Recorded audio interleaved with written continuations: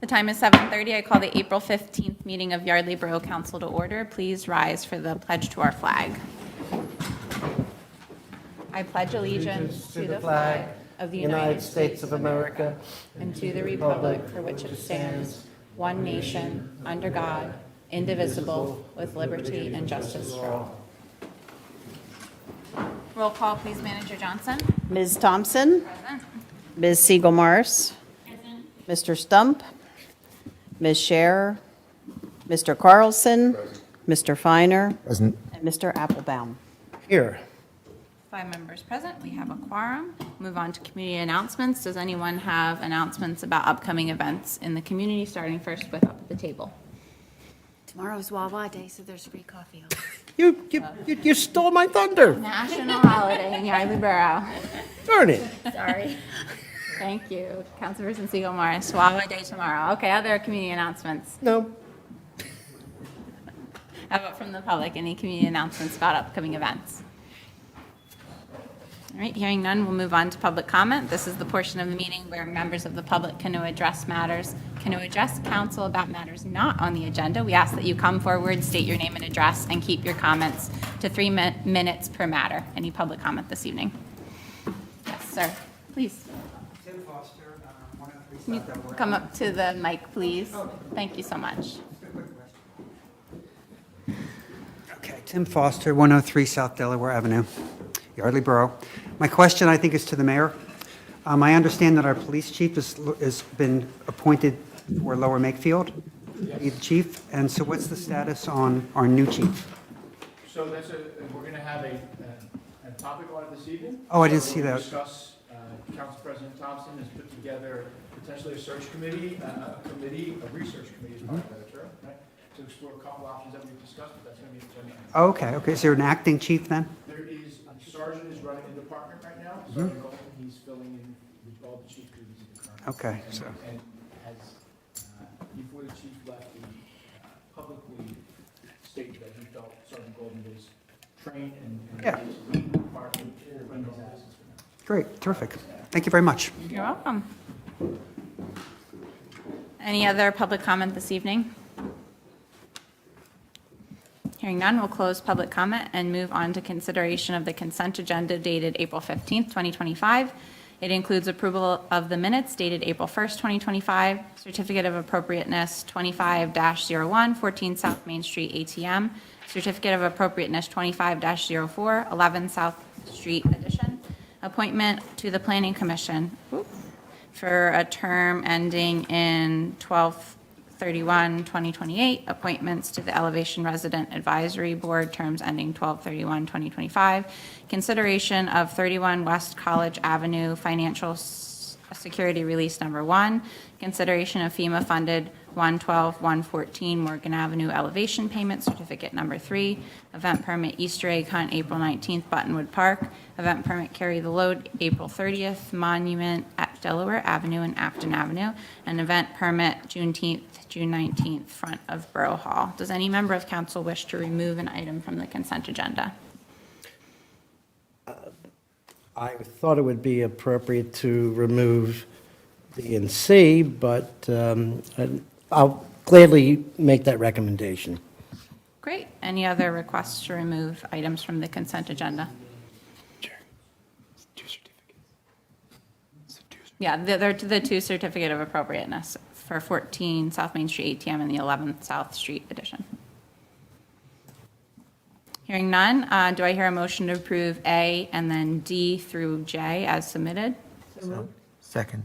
Motion was made by Councilperson Scherer, seconded by Councilperson Finer. Any discussion from council? Discussion from the public?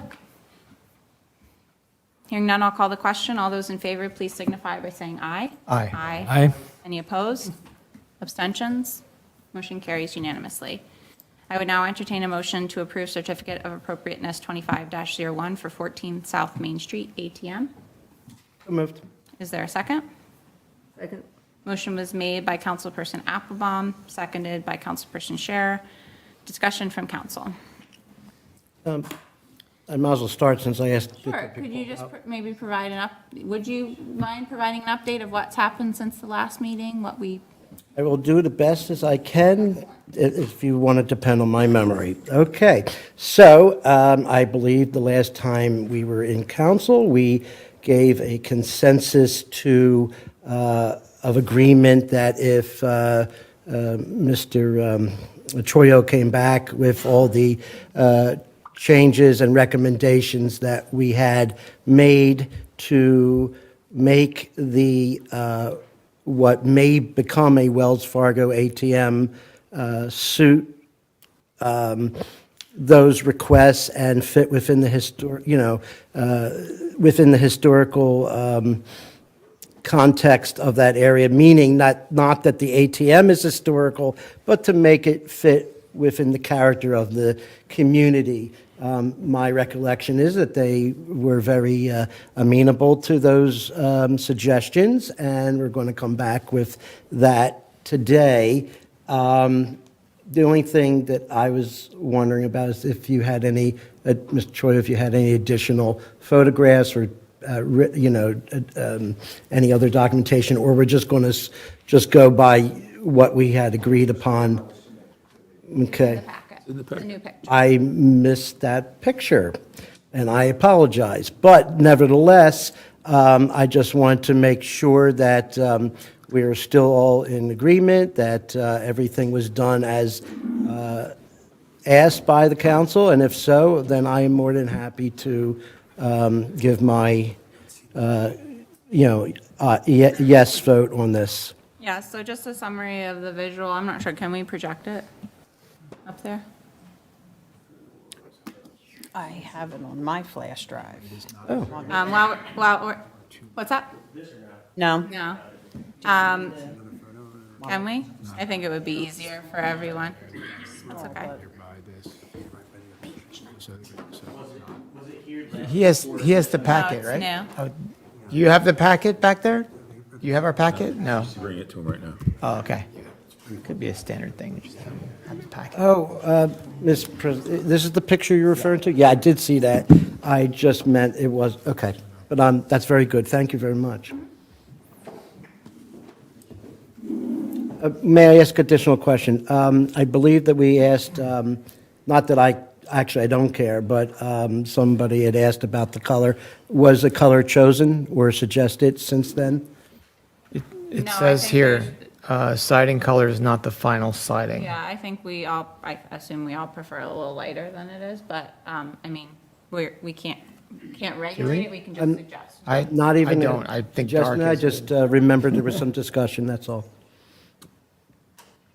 Personally, I think it looks good, and with the, since that is not the location where the ATM is, it's actually further back east. So can we clarify that point now? So it has now moved Yep. so back bas- behind the bike rack near the AC. So it's quite a bit off the street now. Mr. Choyo, is it over the dirt patch Right here. Yeah. and between the air conditioner and the? Okay, Right there. Yeah, right there. That's exactly where. that's it right there. Okay. Beyond or around the air conditioning. So that means that the other things, the bulletin board and the bike rack, stay Are retained. protected by this. The board had requested that the bike rack be removed, but the bulletin board will stay. And- And will actually be refurbished. But the bike rack is no longer blocked, right? Who requested it? Just want to clarify, if it's not blocked, it is blocked? I'm sorry? No, because I don't see the bike rack in that picture, so. Further, it's closer to Main Street. It's located on the other side. If you go Right. to the other picture, What I'm saying One is, person at a time, and can you please if, sit down and speak? if into the mic? bike rack is no longer affected by this, why are we removing the bike rack? The bulletin board, I'm sorry? Bulletin board, not the bike rack. Remove the bulletin board. No. It's up to them whether they restore it or not. But I'm just saying that the bike rack is owned by the bike company. Firehouse Cycles. Yeah. I think it should go back and then probably. No, I'm just saying if there's going to be the ATM in that new spot, why are we removing the bike rack? It was just suggested that we remove the bike rack. Okay, I'd like to suggest we don't, if we don't need to. Less work for you, yeah. The bike rack is used almost every day. Yeah. Yeah. I mean, why not just leave it? Easier for everyone involved. I mean, I think it's great that you're moving it back. I think it's a much better spot. Less work for you. Leave the bike rack. Everyone in town can continue to use it. Let's not create a new problem. So just to summarize the changes, going back to the rendering, it's not in the correct spot, but we removed the repetitive, can you scroll back up to the picture of the ATM? Thank you. We removed the repetitive use of the bank name, so it'll just be once on the very front. We removed excessive lighting. The white areas are not lit up or illuminated, they're just white.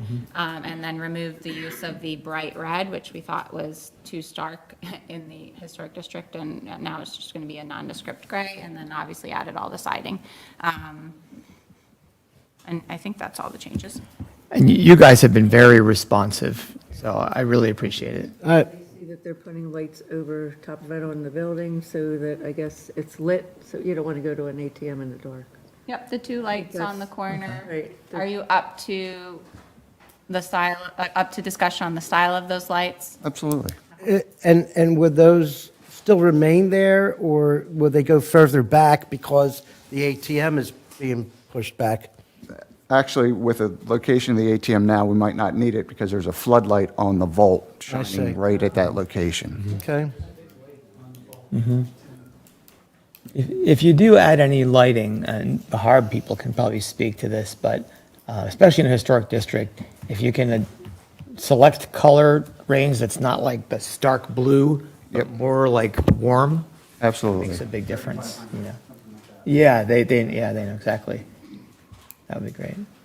Any other comments from council on this? We're very grateful for your willingness to apply all the changes. Thank you as well for your help. Thank you. All right, we have some members of Harb here. Would you like to make comment? Thank you, sir. Thank you.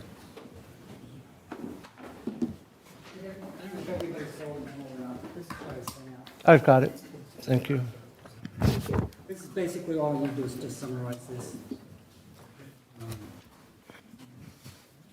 I got one. You got one. You got the original. I did. Thank you. Caroline, you done with the picture? Is everyone done looking at the picture? Can we take it off? Sure, you can take it down. On the, sorry, Jerry Taylor, Chairman of Harb, but I'm speaking as an individual because we don't have a quorum.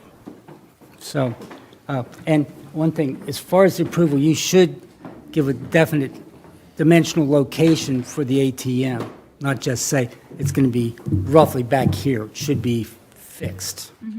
That's just generally good planning, and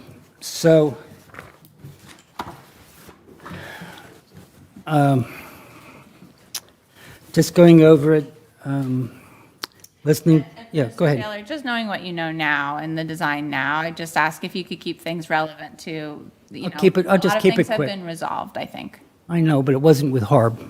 It's not like council met with Harb to resolve it. So what you've done is taken Harb out of the mix, and I think there's a lot of hard feelings from Harb on council doing this. And I think in my thing here, I talk about how we considered the second application to be the start date. So there would have been time for another review by Harb if they had come back. I think you started from the January or February date, not the second time we had a hearing. So I think we got taken out of the loop for whatever reason. We were under the impression that, you know, there would have been time because we submitted our application to council right away. The other concern was that we weren't notified that council was meeting with the applicant, and so we would have shown up at the last council meeting, and we were short-circuited there, so you only heard one side of the story. What's been presented is pretty much what we had discussed before, you know, as part of our hearing. So I'll go real quick.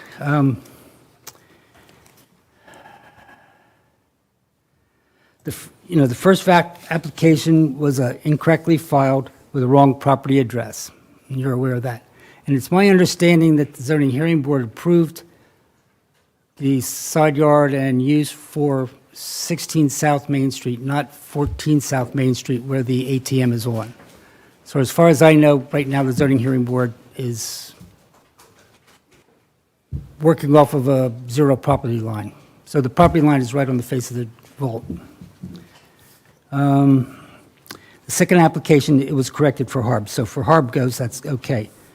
The applicant was PS Energy Services. The representative at the first meeting was the installer, who could not speak to the owner at all about location or anything else. So the first hearing was sort of like nothing happened because we couldn't negotiate with anybody.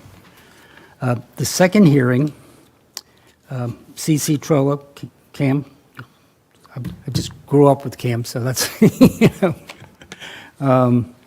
came there, and he was speaking, I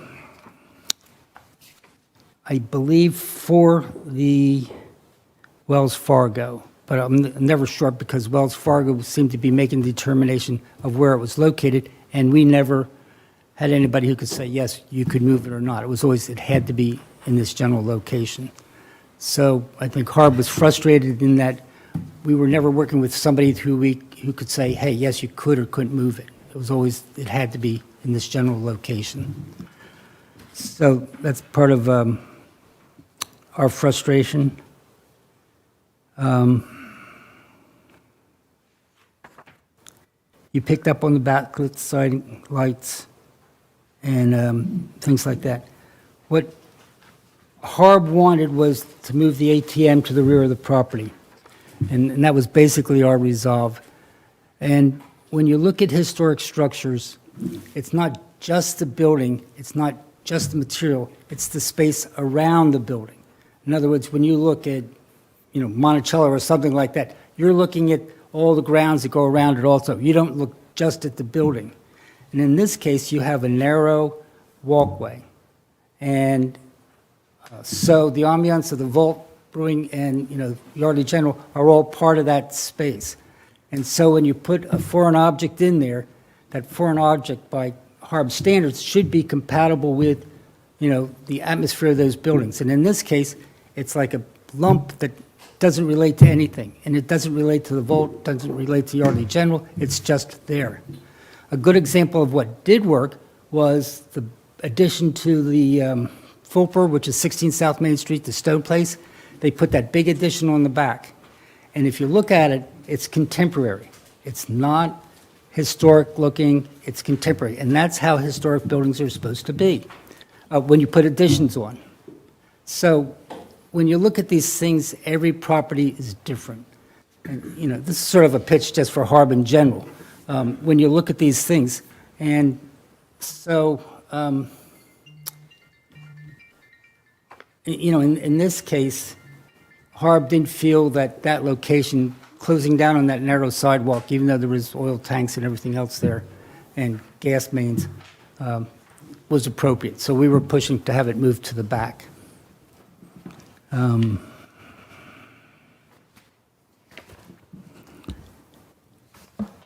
So anyway, I think Harb would like you to, I don't know how Harb feels now. We talked about what was presented here, and Mr. Taylor, Yeah. thank you for your comments. Yeah. I'm really sad to hear that there's hard feelings on Harb.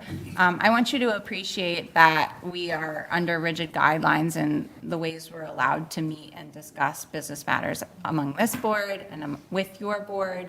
And I believe, and I don't know if I speak for others, but I believe that applicant deserves a timely decision on this matter. And so that's why we have a process in place that after 25 days have elapsed, it comes to council and it is no longer Harb's business item. It is the council's business item at that point. And, we can't meet, we couldn't call a meeting with you, and I couldn't go on council's behalf and meet with you because I didn't know what council was going to say at the last meeting, right? We can't meet with a quorum, and you can't meet with a quorum together unless we call that business meeting. So Right. within the confines of how we have to operate, we operated, and I'm pleased with where we netted out. I won't speak for others, but we certainly take your feedback that you would like more open communication in the future, and we will try to achieve that. And I think that's all I have to say. Anyone else want to comment? Yeah, I'd just like to add to that. One, just that I speak for myself, but I think it's shared by several others here. I have tremendous gratitude for the work that you all do on HARB. It's extremely important, and it's way beyond the level of expertise that I think that any of us on council have, which is why in the meeting I kept saying, well, this is what we need dimension. We need the details that we don't have. So the situation was unique because what we were presented with legally was that there wasn't a quorum on the vote to reject it. And so we were essentially in the situation that we needed to act at that meeting. And that's the pretense under which otherwise, there could have been a number of other conclusions. If that's not the case, we could, we were just working with what our solicitor was presenting to us, and therefore, So you're we saying need that to act. every time HARB votes, we have to have 4 members voting for it? No, 4 members voting. For voting. And you. We had 4 voting. Yeah, I agree that we did have a quorum on this matter. The abstention counted, and that was walked back after the fact by our solicitor. But I think there were so many procedural issues on both sides with this application. And again, that 25-day clock had expired, at which time it comes to us. So what council has done in the past and could have done is to deny the application. That was your option. And at that point, the applicant could have gone back to HARB again and started the clock again. So you weren't up to, you had to make the decision at that point. You could have made the decision just to deny it. And that's happened in the past. And then the applicant comes back to HARB. So when the top clock starts, yes, we have to abide by the clock. And if that was the case, then you could have denied it and sent it back to HARB. I'm aware of that. I'm not confident that if we sent it back, you would have 4 voting members there. That's been a big issue at HARB meetings lately. I'm not confident that their consensus ever would have been met with wanting to move it to the back. If that's a rigid guideline and we don't have a precedent for it, you're just going to go round and round in circles, and we're going to hit the clock time and time again. So we are trying to mediate this dispute between the HARB and the property owner in a way that we feel is upholding what HARB cares about and what you listed in comments on the certificate of appropriateness that is important to you. Is it going to be perfect? No. Anytime we add anything to the historic district, it is not perfect. Any other comments from anyone? Just real quick. Number one, I concur with everything because I am the liaison for HARB, and I was at all those meetings, and what I'm confused about is your comment that HARB was pushing to put it below in the parking lot, which, yes, some members actually did make that recommendation. But Mr. Taylor, I remember very clearly that you were, your position was to keep it where we ended up. And when Mr. Chuyo came and made a compelling argument with his solicitor, and we agreed that it was good, we came to a consensus that this was okay in the using the guidelines that we understood as being sufficient for the historic area, that we did not want to be hostile, and I think we did the right thing. So I can't say that we've made any wrong decisions in this, so. That's fine. Any members of HARB want to say anything? Sure. Go ahead. No. Oh, one other thing I would just like to say. The Trollo Construction, Cam and CC are excellent members of our community. They've done a number of projects. They own a number of buildings and they do very good work. So nothing against them at all. They're fantastic. They're one of our best property owners in town, so. Thank you.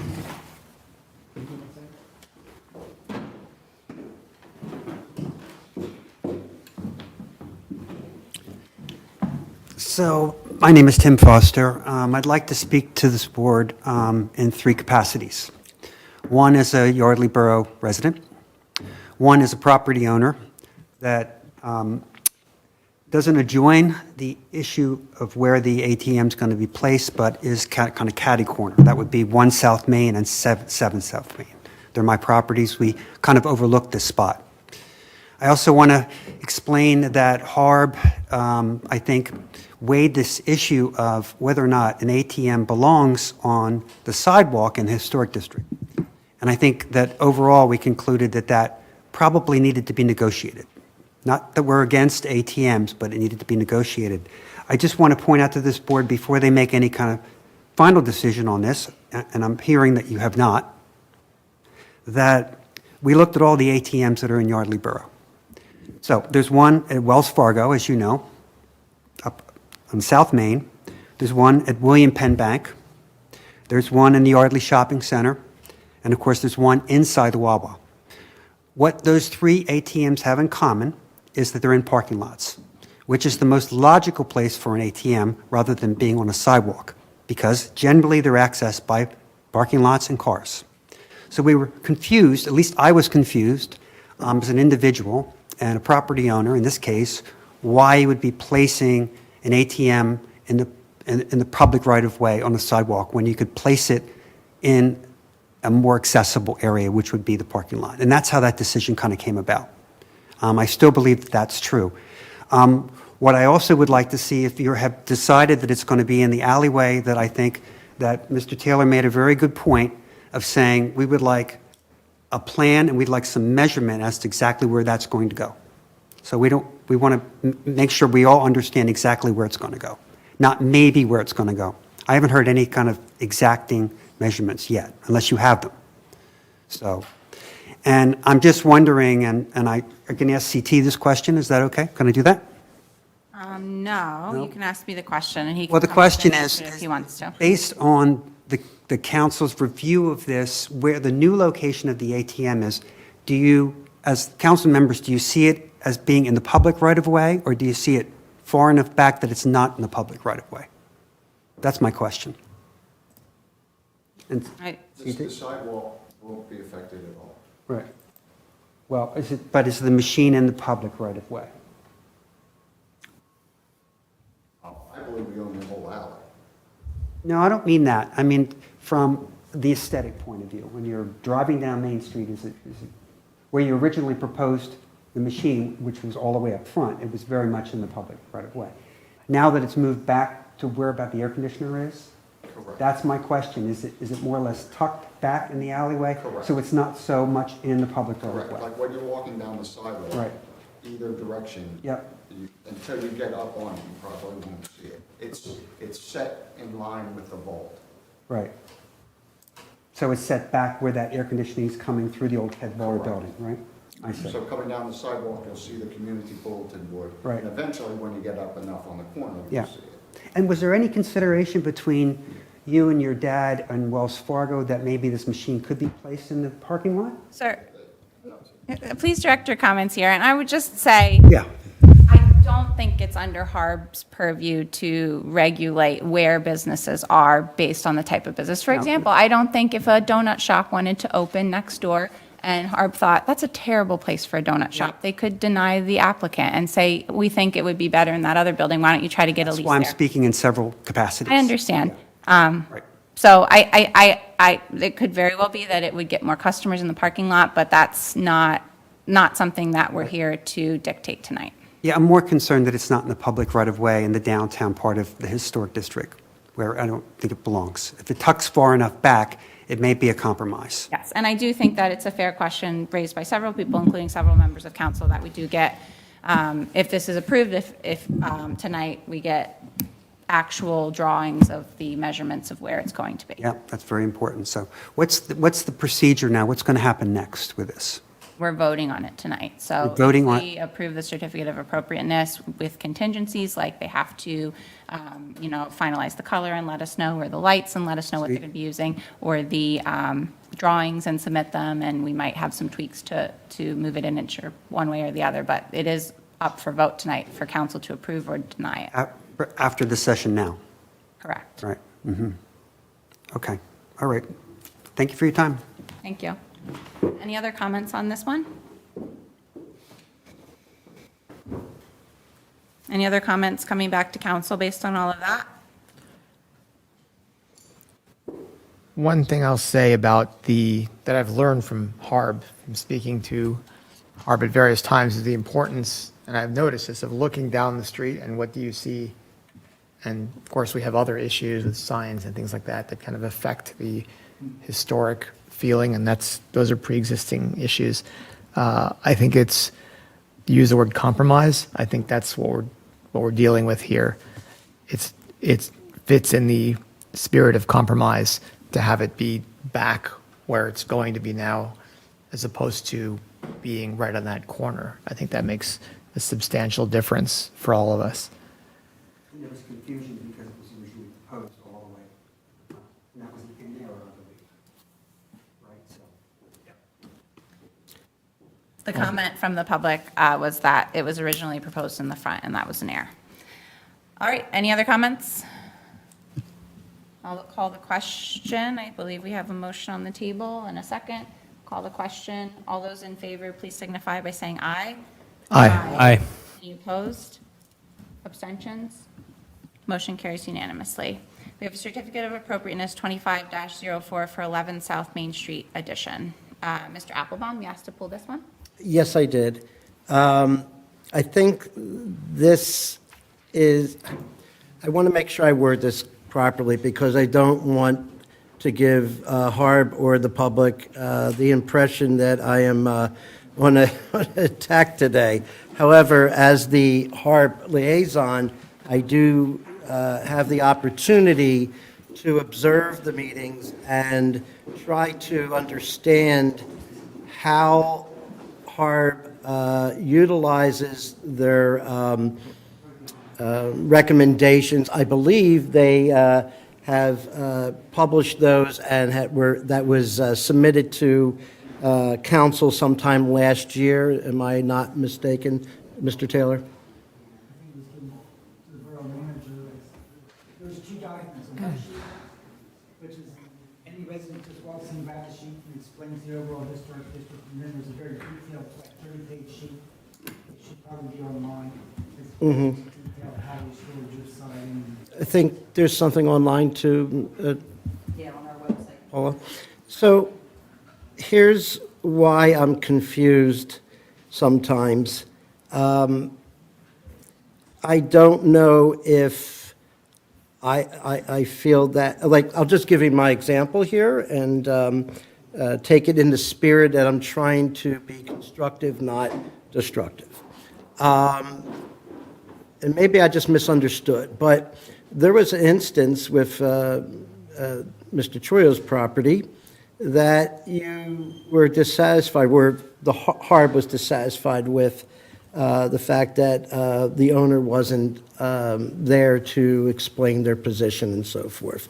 And I probably know where you would go with this, but for 11 South Street, the owner wasn't there either, but the discussion went forward. And I may also, and I hope that I'm correct, but there was no quorum for that meeting as well. That was for 11 South. Is that not correct? This For one? 11 South? Let me make sure I got my, 301. there were three, I thought. There was 4. Three. 4.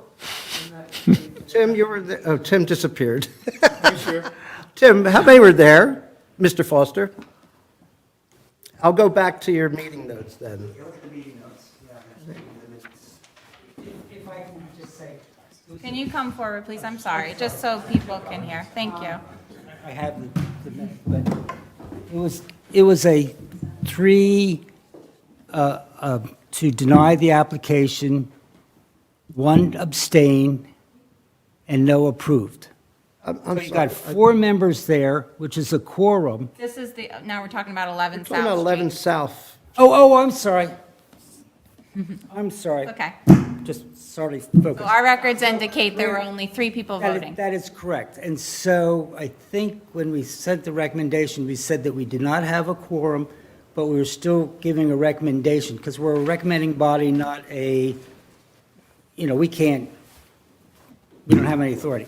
So it was a recommendation to council, not that we had a quorum. We recognized that we didn't have a quorum, but we wanted to move it on. It was a good application. There was no questions or disputes or anything like that. So Well, without a quorum, how do you know there was no disputes? for the 3 members. Isn't that the purpose of a quorum?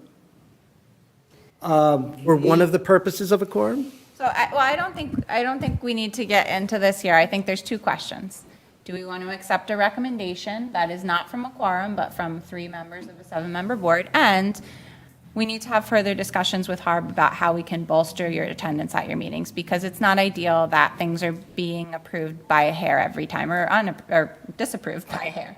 And so further conversation should be had. I would like to add one more thing to that list, and this is where I'm trying to be constructive and not, and that is, I would like to see the board, or HARB, be able to put into practice in a more, to be consistent with the practices and the recommendations that were made previously, so that there's less question as to what or how you're going to approve or disapprove of a certificate of appropriateness. I've been there, again, I am observing, and sometimes I will make comments, but most of the time I'm sitting there and I'm trying to understand, because you are the experts from the perspective of being those that were chosen to be on HARB, but at other times I question if the process is always being followed the way it should be, because if you have a process, then it should always be followed consistently. And so I'm saying this in the spirit of, could we work together to put a checklist or something that you, as the body, who will be, and hopefully more people will be consistently attending, so that when people are in front of the board, not only do you know how you're going to apply those policies or recommendations, but that the people that are in front of you understand and feel that they have been dealt with fairly. Not to say that I've received complaints. That's not what I'm implying, but I think that it potentially could come to that, and that's where I'll stop. Thank you. Thank you, Councilperson Applebaum. So again, the matter at hand, we can talk about a lot of related matters, but the matter at hand is an application for certificate of appropriateness for 11 South Main Street addition. We have 3 members of HARB who approved it unanimously, and it was a recommendation. They did not have consensus. So we need to decide as a council whether or not we vote based on this recommendation, or we send it back to HARB and require that they have a quorum to approve. So I would entertain a motion to approve as submitted. Is there a motion? So moved. Is there a second? Second. Motion was made by Councilperson Siegel Morris, seconded by Councilperson Applebaum. So discussion about the application, or about my question on quorum. Not a question of quorum. I think it's essential that there be a quorum, but you mentioned that, did I understand correctly that there will be a discussion on procedures? Yes. Okay, I just wanted to make sure I heard you. And I did speak with the solicitor about this. They are a recommending body. They should have a quorum. If they don't have a quorum, they should make an announcement that there isn't a quorum, and consider adjourning or proceeding with that disclaimer that there's no quorum, and we can still vote on their recommendation, but it's up to council whether to require the quorum or not. Totally agree. To count. So that's just to clarify, that's a change from our previous guidance, which was that if there is no quorum, we are to view it as an approval? If there's no quorum, we are to view it as an approval. Or not to accept like a rejection, for example. Right, I think based on how it's written, it's more important with rejections than with approvals. So if this is approved automatically, or they had 3 people approve it, it's the same outcome, right, in this case? I think the main thing is we want very clear guidance on this issue. We don't have to resolve it now, but I think it'd be very helpful It's for us 'cause gonna interpretation. come up again. Right, it's interpretation based on the solicitor, the code doesn't specify Right. very clearly, and Robert's rules is not super clear on this either, so. I Yep. totally agree.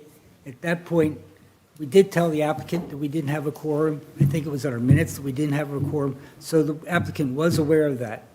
And I assure you, if we did not have 3-0 vote, we would either send it back or something like that. We're not going to leave council hung up with something that we don't even have a quorum. I mean, just logically sitting here, right? You have 7 people, 3 aren't there, 1 abstained, and 3 said one thing. That was a In this case, different 4 weren't meeting, there. sir. But whatever, Anyway, you so have, But I think what the solicitor said sounds absolutely right. Yeah. We don't have a quorum.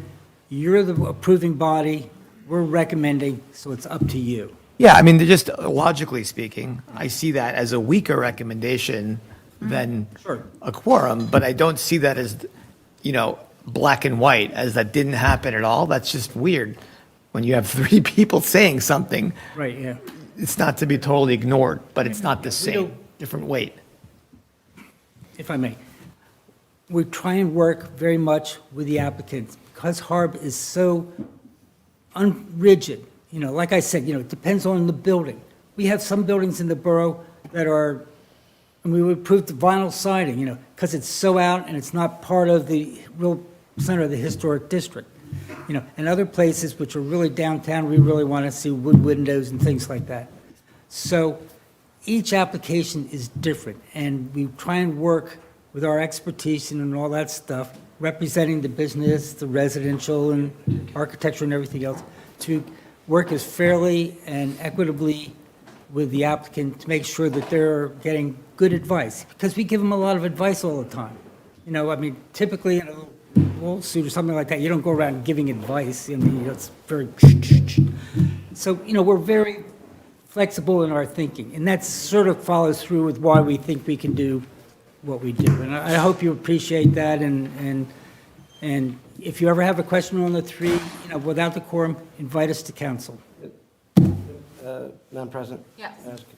So, Mr. Taylor, I take exception to the looseness of that, only because you're telling me that depending where you are, you may not have to, even if you're in the historic district, you may not have to abide by the very recommendations that you brought to council last year and said that this is your procedure. And When we give a recommendation, it's in accordance with those regulations that we gave you. is vinyl in accordance to that? Because that's what you just said. I don't remember that being a historical, Could be in a circumstance. sexually. I think this just underscores the point that Councilperson Applebaum is making, that to a lay person who does not have architectural background or an appreciation of architecture, it's confusing. And we would like to get to a point where it's less confusing for the applicants and for the community, so that they can uphold HARB's mission and they can make good choices for their homes that are around and in the historic district, because it's more transparent to them. And we'll work with you towards that goal. Okay, I think we're good on this one. Any other comments from council or from the public on 11 South Street? If not, I'll call the question. All those in favor, please signify by saying aye. Aye. Any opposed? Abstentions? Motion carries unanimously. All right, you have before you the finance report dated April 15th, 2025. Are there any issues, comments, concerns? Otherwise, it will be accepted by consensus. I consent. All right. This is a working session this evening, so we have a few brainstorming type items for you. Before I start with public safety, Councilperson Siegel-Marsh, Chair of Public Safety, has a letter to read, I believe. Yes. Sergeant Golden asked me to share with you a letter that he wrote. He's also our acting chief presently. Honorable members of Yardley Borough Council, Mayor Harding, and Yardley Borough residents, I am sure by now you are seated in your respective seats at the council table this fine Tuesday evening, doing the great work for the borough. Yes, I can assure him we are. I wanted to write this letter, as by the time you read it, I will have finished all of my classwork for my Northwestern University's School of Police Staff and Command, with the rest of the week being just presentations and then graduation on Friday. This journey started in December and is now finally coming to an end. I am proud to announce that I will be graduating with a 4.0 GPA. Being the first Yardley Borough police officer, as well as being the first to attend the class in the 19, what? Just one clarification later in the email. Acting, I said acting. What? He's not the. He's not the acting chief, no. I thought he was. No. Okay, sorry, my mistake. I honestly thought that was established. No. Oh, okay, my mistake. He's proud to announce that he's graduating with a 4.0 GPA. Being the first Yardley Borough police officer, as well as being the first to attend the class in 19067 area code, I feel I gave the best of me, which reflected on our time as a whole in an amazing light. I also wanted to take a moment to thank all the people publicly whom were such a huge part in my success. I would first and foremost like to thank Chief Kelly for getting me enrolled in such a prestigious command class. Without his teachings, his mentorship, and guidance, none of this would have been possible. Secondly, I would like to thank all the men and women police officers and auxiliary officers for their hard work and dedication to duty during my time away these past 5 months. Their faith and trust in me, I will never forget. Their outpourings, support of me and the borough played a huge factor for this to be attained. The front office staff of Borough Manager Paula Johnson, Finance Officer Patty Sargent, and the EMC West Foraker for also supporting me and keeping me up to speed on the day-to-day events. Thank you to the residents of this fine town as well. Every morning as I would come in before going to class, getting my Wawa coffee, so many of you spoke with me and gave me encouraging words and thoughts. It is because of all of you I enjoy coming into work every day and serving you. Sorry, next page. Members of council and Mayor Harding, I also extend my thanks for continuing to support not only me, but the department as a whole. Thank you as well for the continued trust, support, and growing our department with training such as this. Lastly, my darling wife, who is my biggest fan, and ensured that I had plenty of new suits and a new laptop for class. Very sweet. She spent countless hours alone while I had to juggle both school and work, and always made time for when I finally did make it back home. One of the key teachings I took from Northwestern is that to ensure any police department becomes great and stays great, it needs 3 things under it, like a stool. The first being the members of the department believing in what we are here for, what our mission is, and to create a culture of ongoing teamwork and commitment. Second is the support of the governing body, Borough Council, which my near 20 years here has always been there for us. No matter whom was on council, I knew they always had the best interest of the police in mind. Third, are the citizens, business owners, and those who come to frequent this fine town. When I tell you I feel like a celebrity when I come into work, that's no embellishment. I've become close with so many of you during my time here. We've been together through the great times celebrating our vets, Memorial Day, parades, all the holiday events, and all the other countless events you have so kindly made us a part of. We were also together during the not-so-good times with floods, high water events, power outages, and many more. Through all of that, it was together with the support and trust you have in us, we also have in you. So it is in my belief, knowing how important these 3 legs are, we have one of the best and greatest police departments, not just in Lower Bucks County or in the state, but I would put this PD and its people up against any jurisdiction nationwide. As a small token of his unwavering thanks, Will has entrusted me with distributing these challenge coins. One is his personal coin, and one is a challenge coin that he and his classmates designed for their graduating class of number 597, and I will hand these out later. And that was from Sergeant Golden. Thank you so much. when he said that he wouldn't put this department against any other, was he talking about L&T at any point? I'm kidding. I'd like to share something in response to that. And this is important for the community to know, because when you lose your police chief, people get a little worried. Sergeant Golden has been here for at least 20 years. I think a little bit more. So he was here with the previous chief, as well as Chief Kelly for 10 years.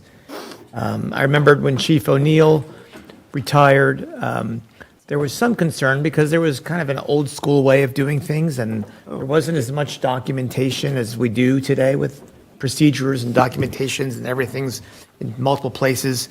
Chief Kelly came in and with very high level of professionalism created those kinds of procedures and documentations, and has been training Sergeant Golden the whole time.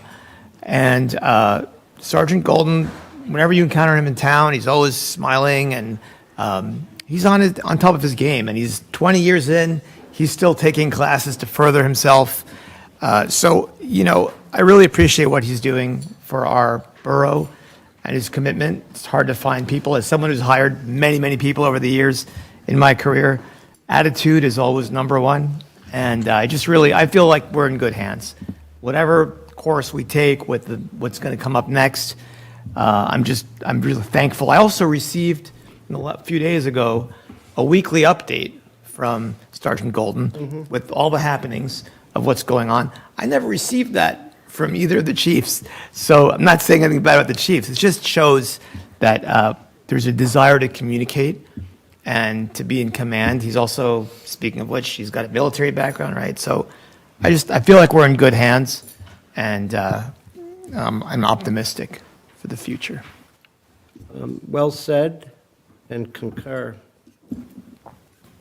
Thanks. Again, this is a working session, so I'm moving over here to make it a little less formal.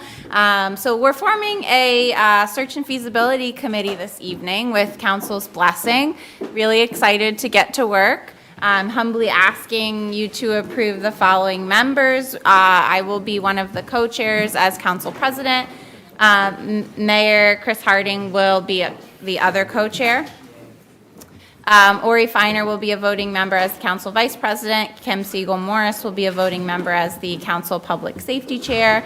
Paula Johnson will be a voting member as the borough manager and an APO. And Linda Staropoli will be a voting member. There was a typo in my submission. It just said member. She is a voting member. She's an APO, and she's been serving for a significant amount of time as a volunteer police administrative assistant. So she knows all of the police very well. So I've set out this roadmap for our process. I think it's very important for the community to understand that we are taking a thoughtful dive into this process. We're not rushing into any decisions. We're looking at who we are today and not who we are 10 years ago when we last did this process, and what's going to best serve our residents while maintaining our public safety that we all enjoy. This is a deliberative roadmap. I would like the committee to decide together on what our actual roadmap will look like, but I think generally speaking, will be what our timeline goals will be in hitting key milestones.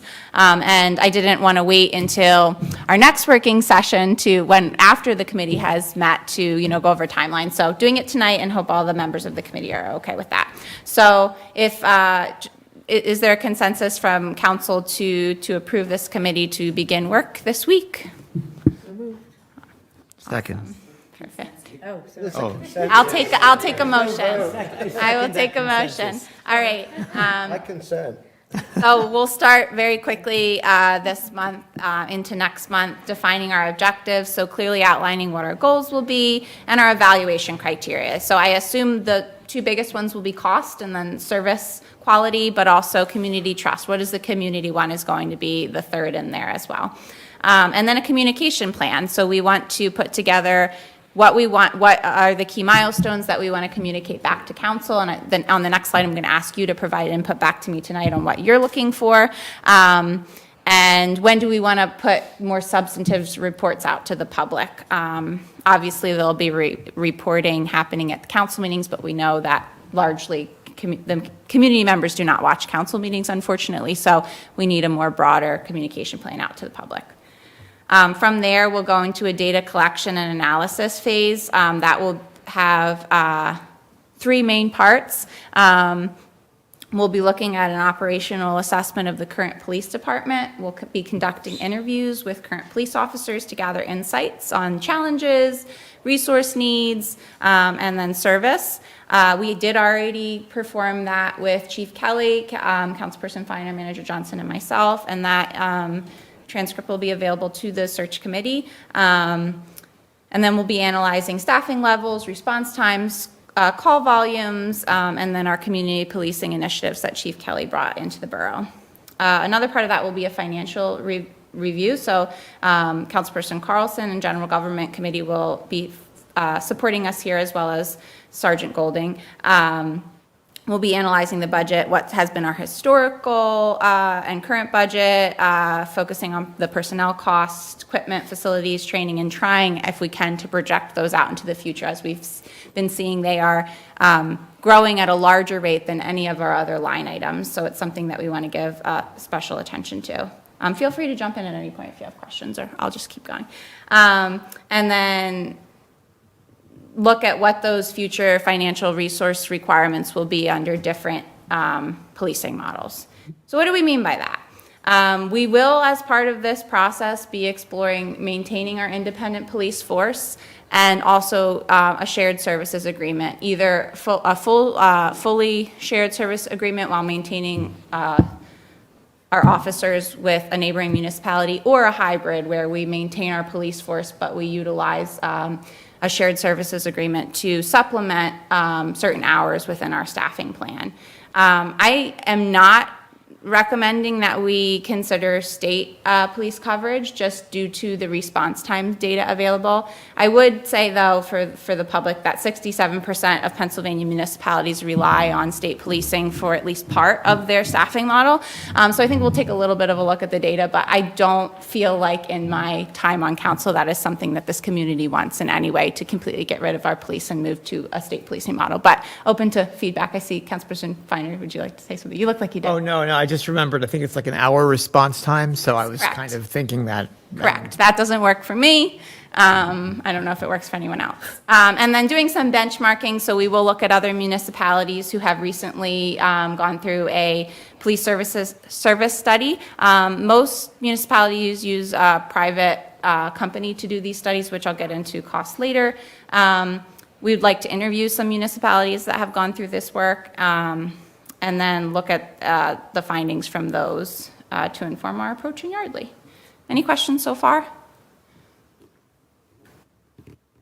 So concurrently, while we are working on that data collection, a big important part of that data collection will be community engagement, surveys and questionnaires, public forums, and then stakeholder interviews. So we have some stakeholders in the borough who use the police, like Abrams Academy and other people who host private events or parades, and so we'd like to get their inputs on what their needs are as well.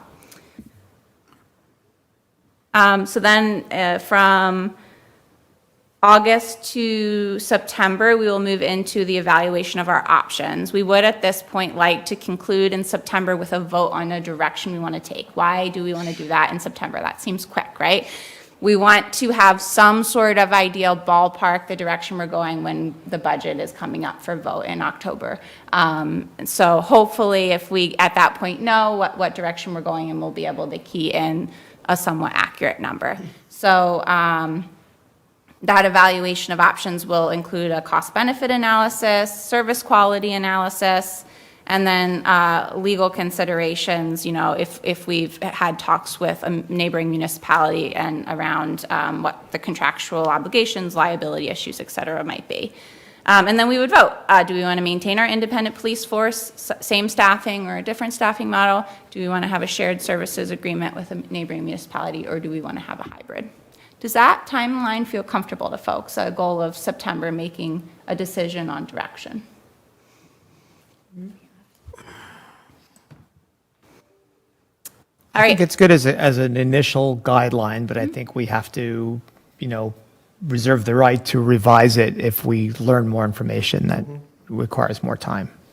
Absolutely. And then, so the next two options are, based on that vote, will we go with option A, which would be police chief search, either an internal hire or an external hire that will involve putting together a job profile, recruitment, an application period, resume screening. The committee would likely do the first round of interviews, and then the finalists would come before full council for interview, background checks, and then an offer extended in early December. The other option would be a shared services negotiation, which would kick off in October after that vote. We would be having some conversations before then to get an idea of costs and feasibility. If a neighboring municipality says, no, we're not interested, or it's going to be $1.3 million a year to your 800 some you're paying now, then obviously that's probably not going to be something we consider any longer. And then looking into like what the transition plan would be, and how would we communicate any changes to service or process to our community.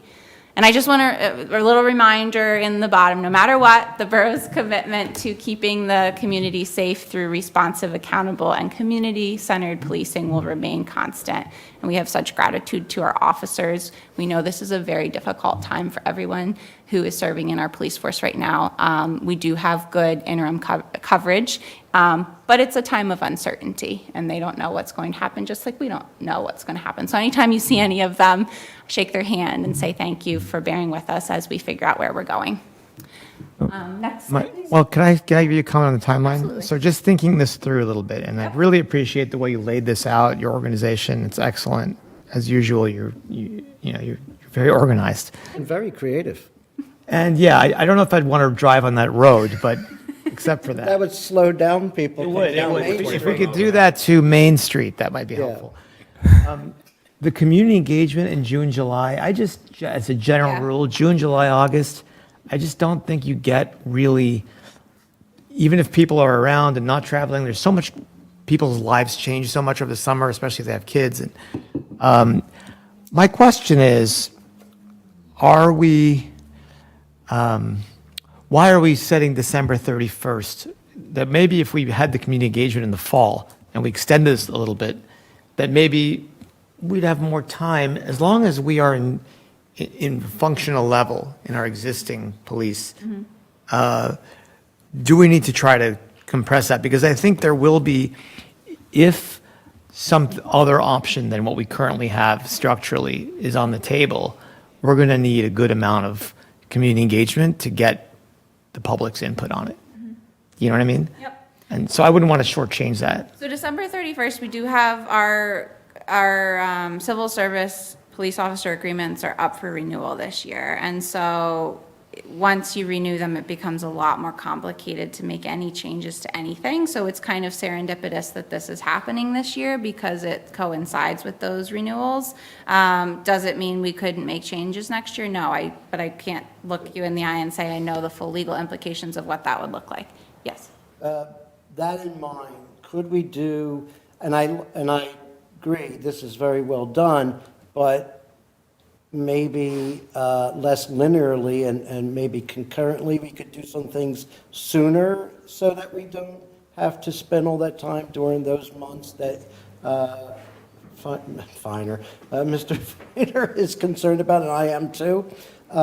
Is that a possibility? Yeah, I mean, if we have the data ready, I would like to have some sort of deliverable to give to the public that they can educate themselves before completing a survey. I don't want an uneducated populace that doesn't have the same data that we have to respond to I the survey. agree, but I'm not suggesting that they have less data, but that we, maybe we extend the time period so that as things dwindle, as we know sometimes happens in summer, that we haven't missed those people. Oh, sorry, I thought you said, could we do it sooner than June?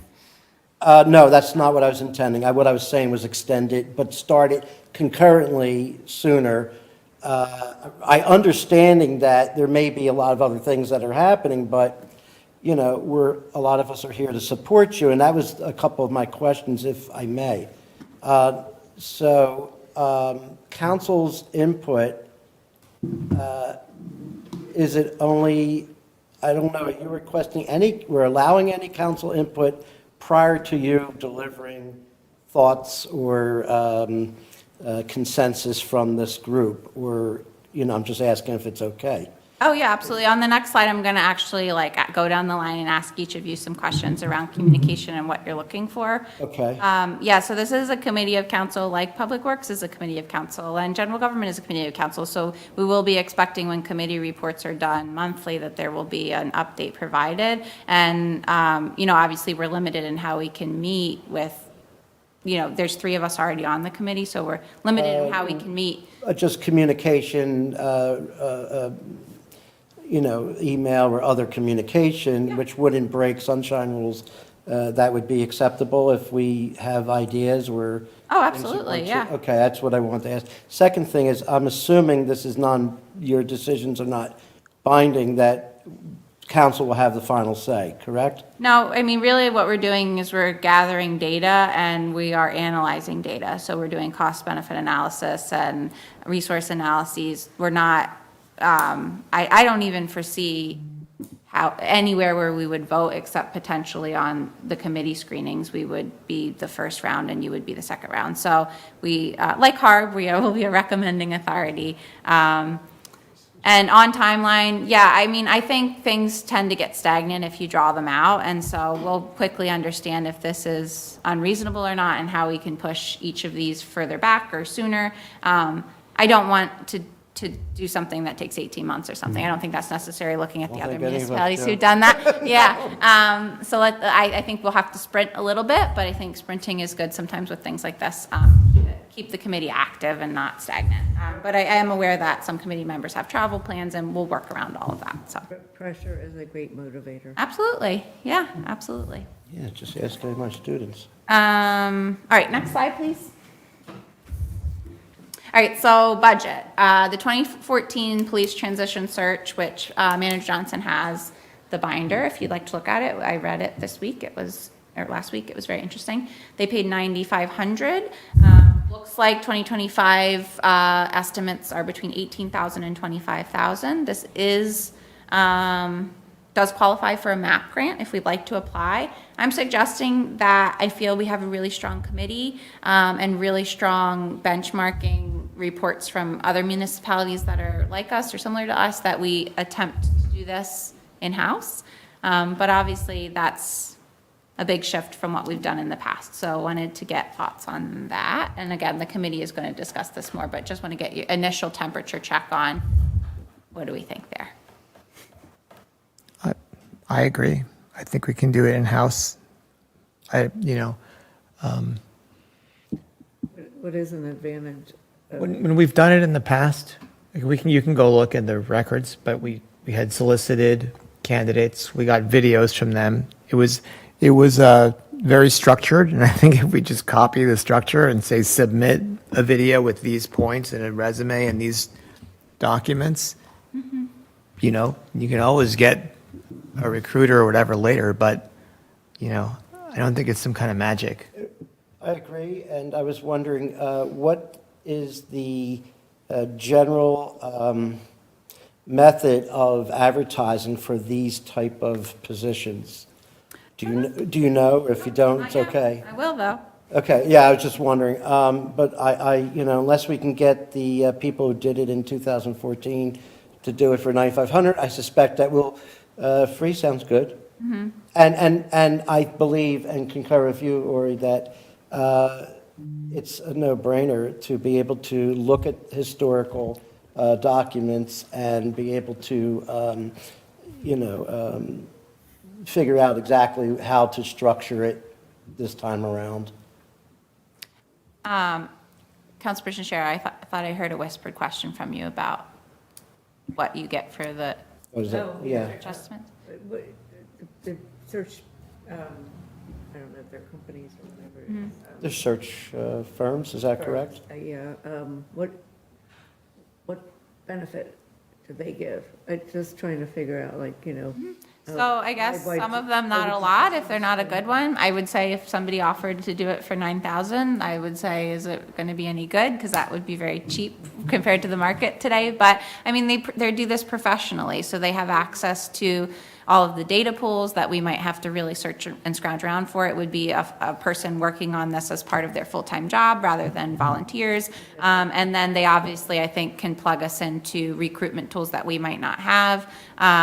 But I'm confident based on our network, you know, we know chiefs, we know municipalities, that we would be able to figure out where they're posting chief updates. But I don't know if do you have any insights into that I hiring? think one other, just all valid points, I think one other additional point that they boasted when they met with us was that their initial reviewers included ex-law enforcement, other chiefs and things like that. So they were able to kind of Well, they glean would, more they would be as an able educated to opinion. cherry pick a little bit better than Yes. we could. Yeah, Okay. I think that's, in working with recruiters, I think that's the part that they they save you time if you're very busy and don't have time to look through. They do a lot of the filtering.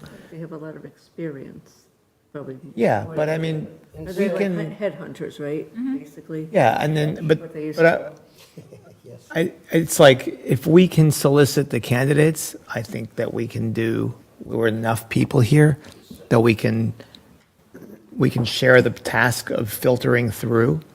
And if you make the stakes at the right level, set the bar at the right level, the bar itself will filter out a good number of candidates. In sales. 1 second, I'm So gonna sorry. give a new person a chance to talk, and then I'll come back to you. Councilperson Stump. If we went with hiring a search firm, where would that fit on the roadmap timeline? So if we vote that we're going to hire a chief, it would be option A, and we'd have to do it before we put together the job profile. Gotcha. So we're not making this decision tonight then? No, but I think it's helpful to, Know where if we're at? everybody feels strongly like, yeah, we definitely don't want you five doing this in-house, then we need to start to have conversations with Right. general government about where to find this money, or we need to apply for the MAP grant, because that's a rolling grant, and that's gonna take time to apply and get an answer on that. So I kind of wanted to just get a feeling, like, do we feel like we can do this? Or if we think we want the firm, we should probably start putting together the application for the grant, because we don't have $25,000 this year, so.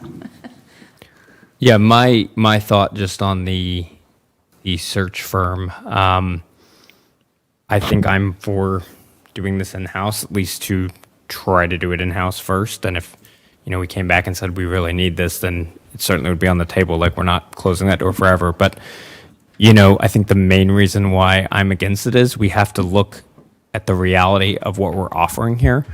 We're not necessarily offering in line with other municipalities how do I say this the way I want to say it? Competitive salary? We're not offering a competitive salary. I'll just say it the way I'm thinking it in my head rather than trying to be politically correct. We pay for a chief about 75% less than the going rate for a chief, which I would make the argument that's why, in part, just my opinion, why we lost our chief to a neighboring municipality. And so if you have I think the salary bar and just saying this is what it is, it's a historic town, maybe you want something where you're not going to be in danger all the time or dealing with high profile things, or, this is what it is. This is what it pays.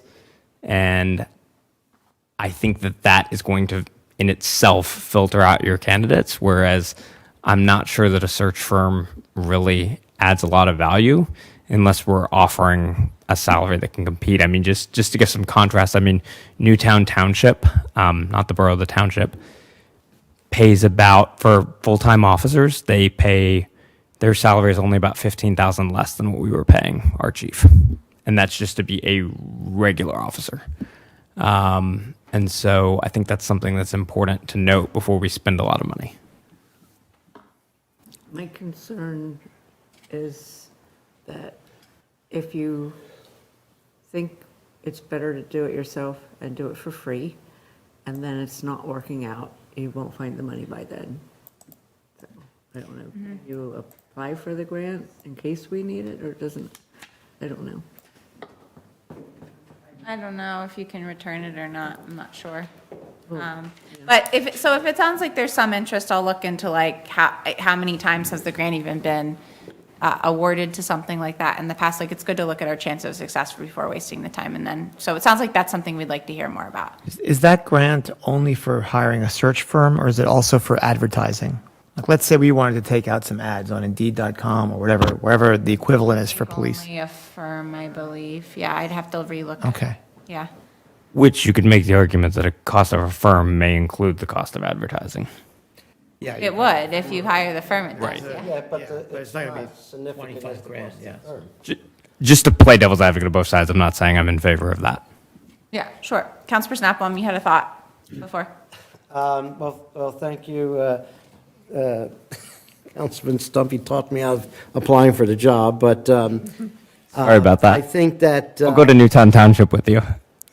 But I see it a bit differently, and I just want to be supportive of this search group and supportive of maybe, free is a funny word, right? Because it sounds like you're being cheap, but that's not what we're doing here. We're using transferable skills. We all have skills that we have learned over time in our lifetimes and can be applied to this process that would be just as legitimate as a search firm, particularly because of the size of our town and the fact that we don't need maybe certain, features or, that they provide as far as advertising and such. I imagine it's a lot less expensive than the cost of a search firm. And as was pointed out, I think earlier, that we are a council of doers, and if necessary, I'm sure that if asked, we could assist. So my point would be to, move forward with with the idea of handling it in-house, using the least expensive, not because I don't want to use the word free, because I feel that cheapens what we're trying to do here, least expensive option, because it leaves us money on the table if we need to do other things related to this, which I hope would not come anywhere near as expensive as hiring a search firm, and that's what I have to say. What's important about what you said is that no option is free. I think Well, that's true, too. we have to, if we don't do a search firm, we're going to have to pick some amount that we're going to have to spend on this, because there's just going to be expenses. For example, I once had to hire a lot of people in a fast-growing company, and I actually found the best investment was to hire a copywriter to write good copy about why people should work for us. And we got fantastic candidates. That was a good investment, but it cost money. So, we might find that being creative has some costs, so maybe we take like 10% of that or something and budget that and know we're going to need to spend that. Yeah, I mean, we will have some money from not having a police chief, so we could use a little bit of that for search costs and things like that. All right, so inputs. I was gonna have everyone go down the line and answer some of these, but I think I'm gonna pivot a little bit because I know Mr. Feiner still has an item tonight. So we already talked about concerns about timeline. The middle chunk of questions, you don't have to answer all of them, but if you could pick one or two, and if you could send your responses by email to Chris and I, just so we can start collecting that information for the committee to ponder. But I would like to hear tonight, are there any non-negotiables or red lines, like, this is my absolute, like, tonight where I'm sitting, when I'm talking about policing in Yardley Borough, like, do not do this, or definitely maintain this. Anything at this point that anyone would like to share? Well, I feel strongly that we need to shift are we going to work with another municipality questions to the front here. Because if you get into the going to get community input and all that, well, if there was some sort of sharing agreement, well, what kind of agreement is that? You read through some of these old things and there were some my way or the highway kind of responses. And so if people, you want to know What won't work, one, obviously, if the money, if it's like, sorry, we start talking at $1.1 million, okay, then we switch gears and switch gears early. So really exploring that piece and moving that to the left. And I think you can do that even with the summertime, because you work on that and get the data and work with other municipalities, see what things have worked, and really push that part early on so that we can get to a decision on that side of that piece of the equation early on. And then you go, full boat down whether it's with a search committee or search firm or not, you go quickly down how are you going to staff it, et cetera. That makes a lot of sense to me. So I think it was phase 2. Sorry, I'm trying to get to it. I mean, you sort of had it there Yeah, at so the beginning. in the data collection and analysis, we would move the conversations with neighboring municipalities to that point. Yeah, I think you got to do that early because it might rule things out or be, wow, this is looking better. So now let's quickly get to community input on it and what it would look like and all that kind of stuff. Yep. Clear, that makes sense. All right, any other walkaway things for anyone that you want to voice tonight? And then I'm open. I don't think there's a narrowing anything down. yeah. I think to Don's point, I think the magic questions that we don't know the answers to would help the rest of the process. What is the cost of going with a neighboring municipality? What are the areas drilled down to, how does that affect traffic patrols? How does that affect response times? How does it, what do you, so you say to everyone, okay, let's say it's going to be cheaper. It's going to be X amount cheaper per resident. And what do you gain and what do you lose for that? If we can lay that out and clarify that. I think that what we're going to find moving forward is that policing in Lower Makefield is going to look different than it has in the past. I think that it's going to move more towards the way Chief had things going here. Community policing. I mean, that's just what I think, because that's Chief. So I feel like moving forward, that police force is just going to change. So maybe what we thought before, like when we thought about merging before, we thought, oh, there's not going to be traffic patrol, there's not going to be business checks, but we were looking at the old LMT police force, and I'm not disparaging I don't want anybody to think that, but I think moving forward it's going to look different. So I think that we could be more open to that than we might have been in the past. Yeah, but I think to this point, like for me, a non-negotiable is like, I want service levels to be maintained. Like if they slipped from 2 minutes to my house to 5 minutes to my house, that would be okay, but 2 minutes to 75 minutes or something, not okay. So that would be something for me that like, absolutely not. I don't care if it's going to save us $75,000 a year. I don't think it's worth it. I would start with the list of the things that are like, if we put all of our minds together, of course, the community is another level, but just all of us here who all live. And that's why if you could We provide. put those things, like how fast the response, how much speed patrol is there? Do they know you by name? Whatever the people sticks, we put the long list of those items. And then when we find out the cost of, let's say it's LMT doing that, then you go down the list. What would happen here? What would happen here? And it's then Chief Kelly, who would be answering those questions based on how he envisions. So we would be looking forward as opposed to backward. But then we'd have something we could look at as a comparison. Yeah, that's clear to me. Okay, and then any other non-negotiables for anyone that you want to voice tonight? And then just how frequently does council want updates or check-ins? Formally, it won't be that often, like the actual written reports, but informally at council meetings and in the packet, you'll receive updates monthly. Anything else that you'd like to receive on a regular basis? And I think going back to the community output, like we'll have a survey and things like that, but obviously there's going to be points where the public are going to come to the meetings and comment on this, even though it's not maybe the topic of the night, but it's on the agenda in some form or another. So we will get input that way all along the path. I would just like to say, my concerns are choosing to be like incorporated in with Lower Makefield, just because it's cheap. Like, I'm not, I have concerns about that, because I love our small-town community, and I love having our own police here.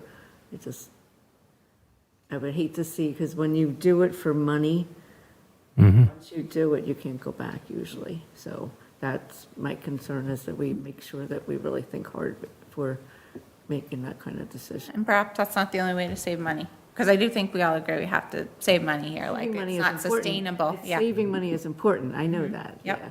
But, you want to make sure you don't lose what you want, what you like, and what you're comfortable with.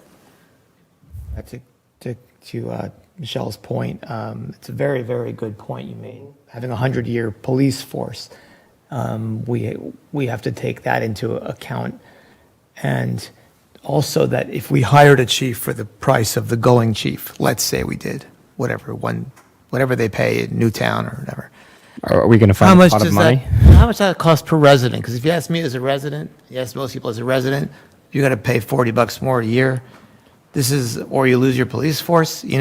It's kind of like, I think most people. I have an answer for you. I would say then right? we've had that discussion in the past and we didn't do it then, so why now? Well, that's a good point. Right, we lost our chief. But there's another part to it, which is also coming up here, which is a good point, which you made, which is that it doesn't mean we can't look at ways to, granted, I know the chief was very crafty in how to save money. Doesn't mean we can't review, there are ways we could structure things differently to save money. If that's the objective, there may be ways to do that and maintain the police force. So we can't necessarily lock ourselves into comparing the police force of the past to a completely outsourced Oh, no. police force. And that's A why lot of I other said maintain our possibilities. own with the same staffing model or a different one. Right. Because I think if we walk out of this exercise and everything is completely the same, I think we failed in some ways. Because we aren't paying our officers what they deserve to be paid, and we can't afford it. We can't afford to take care of this building, and something's got to give. So through this exercise, we need to figure out what is a sustainable path forward for policing in Yardley Borough. All right. So your homework is, please, as soon as you can, maybe I'll give you a week until next Tuesday to send some thoughts on these questions or questions you think up outside of those. But that's all I got tonight, unless anybody has any other questions. Yeah. Yeah, I just wanted to, in response to what Ori said about the cost, just to say what the cost is for anybody that might be curious. For us to pay $72,000 more a year breaks down to $27.64 per borough resident. Thank you. Thank you. May I make one last comment? Sure. First year. I think, and I appreciate what sorry. I appreciate what people are saying about our esteemed Chief Kelly. He was excellent.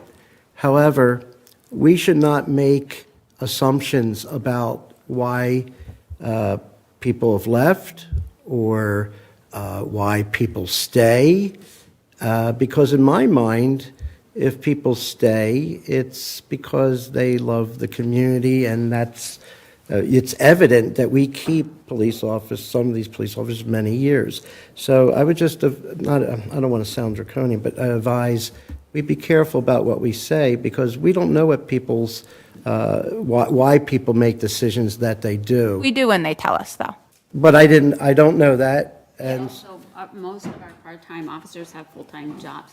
This is literally their part-time.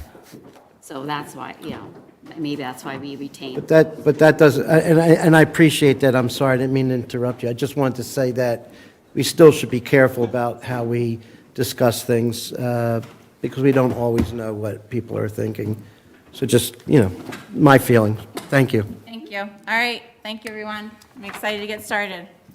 Councilperson Viner. Okay. Let's talk about, Well, I'm going to swap, if you Engineering. don't mind, swapping set items 1 and 2 and start with the small water and sewer program. Sure.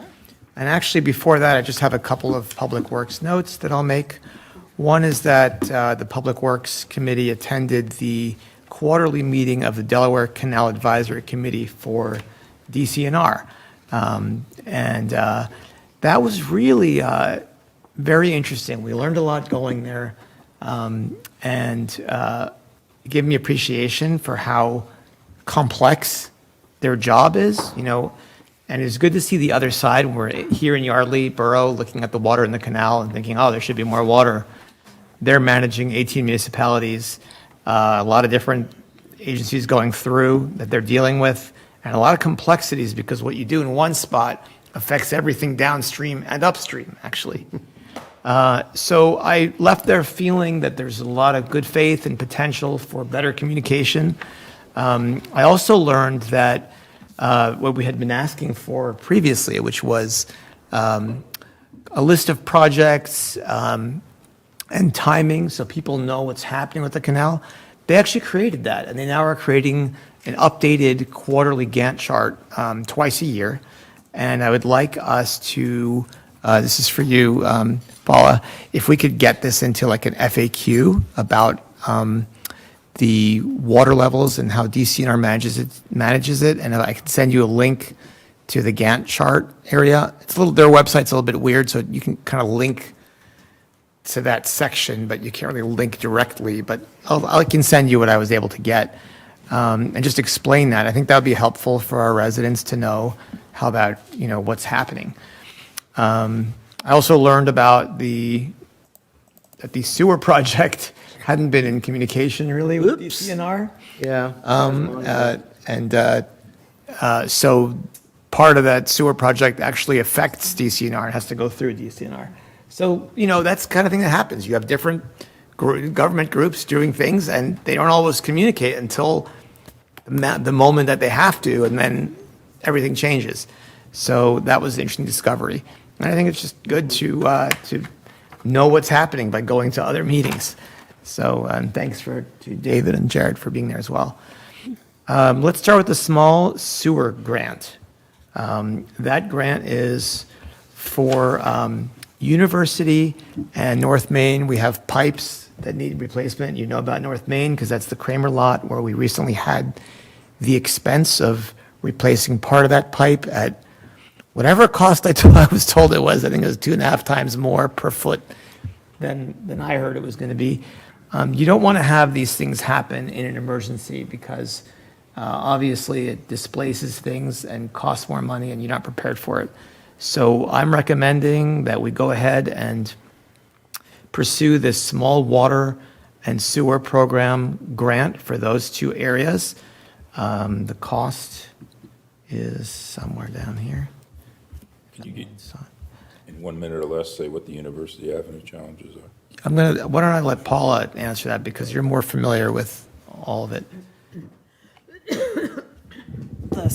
There's many stormwater boxes that are on University Drive that are starting to collapse in. They're made many years ago. A lot of them are made with brick, and they're very, very deep, so they're starting to collapse in that need to be done, and some of the piping needs to be replaced as well. That goes out to the creek behind the houses on University Drive.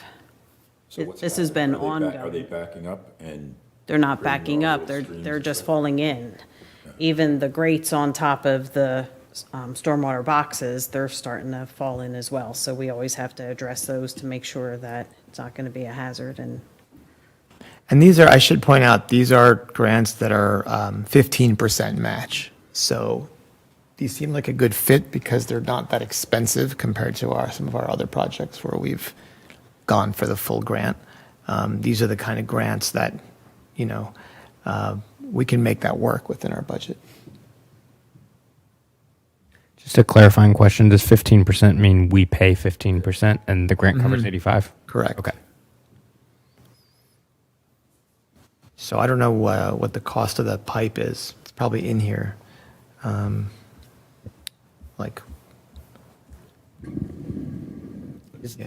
would be part of creating the grant, so I can't tell you what it would cost. Question, please. The materials used for the new pipe, is it different than the old pipes? Just curious. Yeah. I feel like they use plastic because I see them everywhere when Yeah. walking the dog. PVC or something, Something. yeah. They're not Hopefully it's not subject to tariffs or whatever. Plastic ones. So We're looking for, I think we're going to make a motion to Sure. approve this grant application. do I hear a motion to approve the grant application? So moved? Is there a second? Second. Motion is made by Councilperson Finer, seconded by Councilperson Applebaum.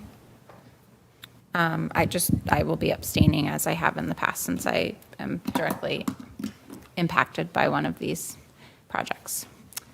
Just to remind everybody, we purposely budgeted money for grant applications in a specific line item this year. So if we do both of these, it's 12 grand. And that's about a little less than half of what we budgeted.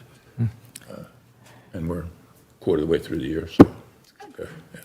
Yeah, that's a good It's in point. line Thank with you that. for that reminder, and that's why we have a budget item for grants, and, we're determining what the best use of the money is, and trying to go after the grants that are the highest bang for the buck, kind of thing. Any other discussion from council? Discussion from the public? My only other question would be, and I should know this, but I didn't look deep enough. What kind of timeline is this one on? Is this a rolling thing, or is it 6 months from now we'll hear? Do we have any feel for that? I don't think Arl is rolling. There's a grant deadline here. Hang on a second, let me go back. I thought it was pretty early. I thought it was Say like right the end here. of this month or something. PA Small Water is rolling, I believe. April 30th. Yeah. DCED deadline is April 30th. But is this one of those ones where they don't come out till next fall? And I don't know when they award, but the one thing I'll say about these grants is that, again, we have to keep in mind with any of these is that once we've written these grants, we can keep reusing them, copy and paste to the extent that, maybe the narrative has to change, but the drawings are the same. The estimates are, more or less the same. So, if we don't get this one, we can use it again, throw it in the LSA or something.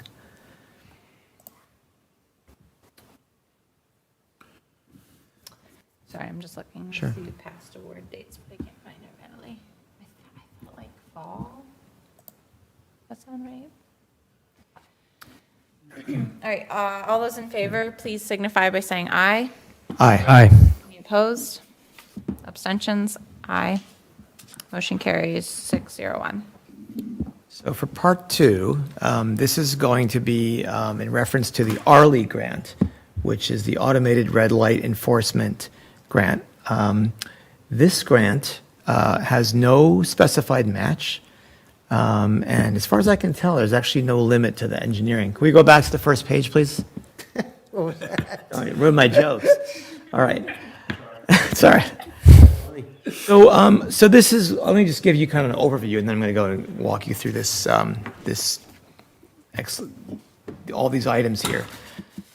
This grant is an opportunity because the idea here is we want to bring our crosswalks up to more modern standards. Each crosswalk has its own series of issues, and we have been dealing with crosswalks on a piecemeal basis. So rather than do it that way, this grant is very much focused on pedestrian safety. Makes sense because it's funded by people running red lights. As such, we thought this is a good opportunity to go through all the crosswalks. Essentially, it's all Main Street, and it's basically all South Main Street. So we're going to put some energy into the south end of town because a lot of investment has been done in the north end of town, except for one. And look at this as a comprehensive unit and go through the important crosswalks and crossings that we highlighted here and put them all in a grant application. The way this application works is you put them all in and you do a scoping with PennDOT, and then they give you feedback, which is very useful, and then you work from there, because some of these are going to be questions that actually need input from PennDOT to fully answer as far as the best practice of what to do with each crossing. So that's the main point, and let me just walk over here. So, you can go to the first slide now. Can you turn on that light, ladies and gentlemen? Yeah. So this is just to show you how a good crosswalk design can become world famous, and maybe Yardley will have one of these one day. I'm sorry. Okay. The first one I'm going to talk to you about is North Main and Dolington. This probably seems familiar because, and let me just use this line. Stand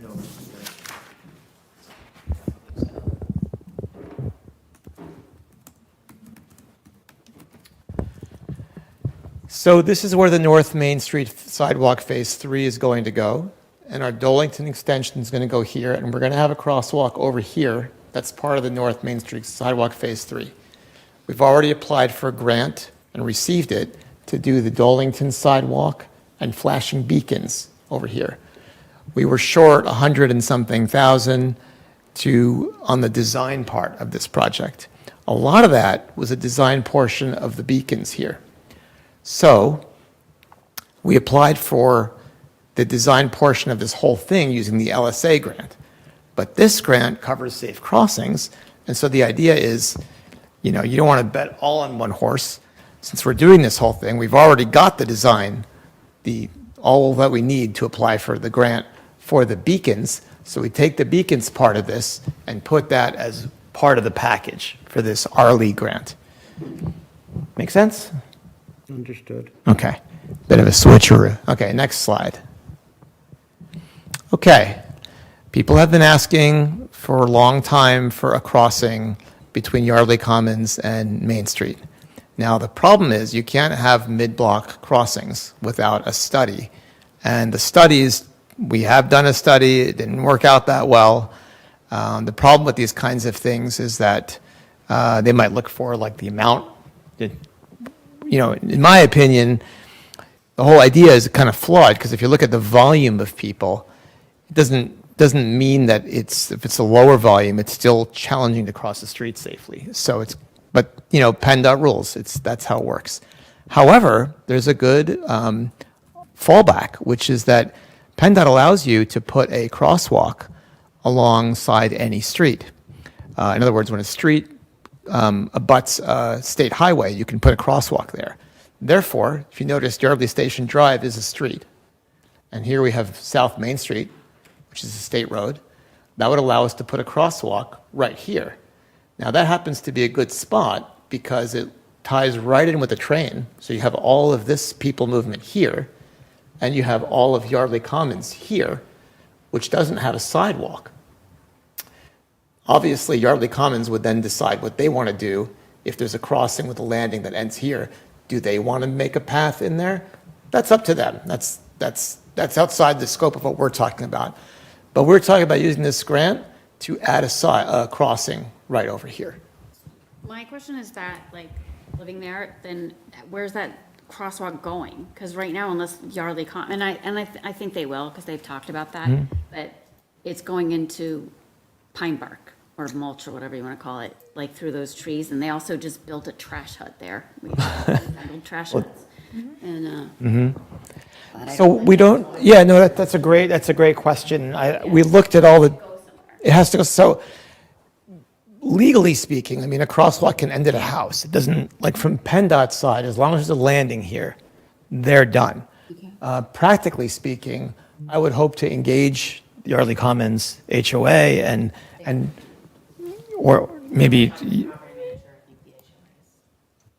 yeah, so, okay, yeah, so whatever guidance you would have for us to try to, you know, in good faith, create some kind of a way that people could get through there with some sort of a path or something, that would be nice. And that's probably a better idea because I cross like on the other side of the entrance to the Commons. Over here? Where I cross like a little bit this way every day with my dog and Right. dodging the moms and the parents. It's true. Yeah, daycare is quite the challenge. I have almost hit her before. No, I don't think you. It's a challenging spot, and so you might ask, and I asked this, why can't we put a crosswalk around here? Because crazy, that's yeah. right, but it's No. too crazy, and also Yardley Commons is it's private, so it's not the same as Yardley Station Drive. Turning people, when people are turning, they just drive on the shoulder to go Right. around the people turning into the. So, and this also, you have all this kind of sidewalk infrastructure here in the way down Main Street, so this seems like the spot. If we're going to do it, that would be the spot. This is a way to do it and get it paid for. So I think it's, Yeah. yeah. Nice. I love crosswalks. I never think you can have enough of them. I really wish people driving through our town would notice them more because in some places in town they feel really useless. Like you can wait for 25 minutes Yeah. and no one stopped. You're going to like some of the next parts of this then. Oh, we have something. I queued that up Because for you, or- the modern crosswalk design, I mean, it's really, things have evolved and engineers have learned how to design crosswalks so that they're safer to cross at. And look, you're always going to get the crazy person that they speed up when they see a crosswalk. I'm excluding those people, but for the most part, crosswalks well designed actually slow down the traffic, even if there's nobody crossing. Well, that's actually also better because people are flying into town and by then they're putting their brakes on. Yeah. Like they're not putting their brakes on until after they pass the commons and the daycare. Right. This feels like a highway here. I've seen, people crossing here and the whole thing, I've seen you with the dog and other people.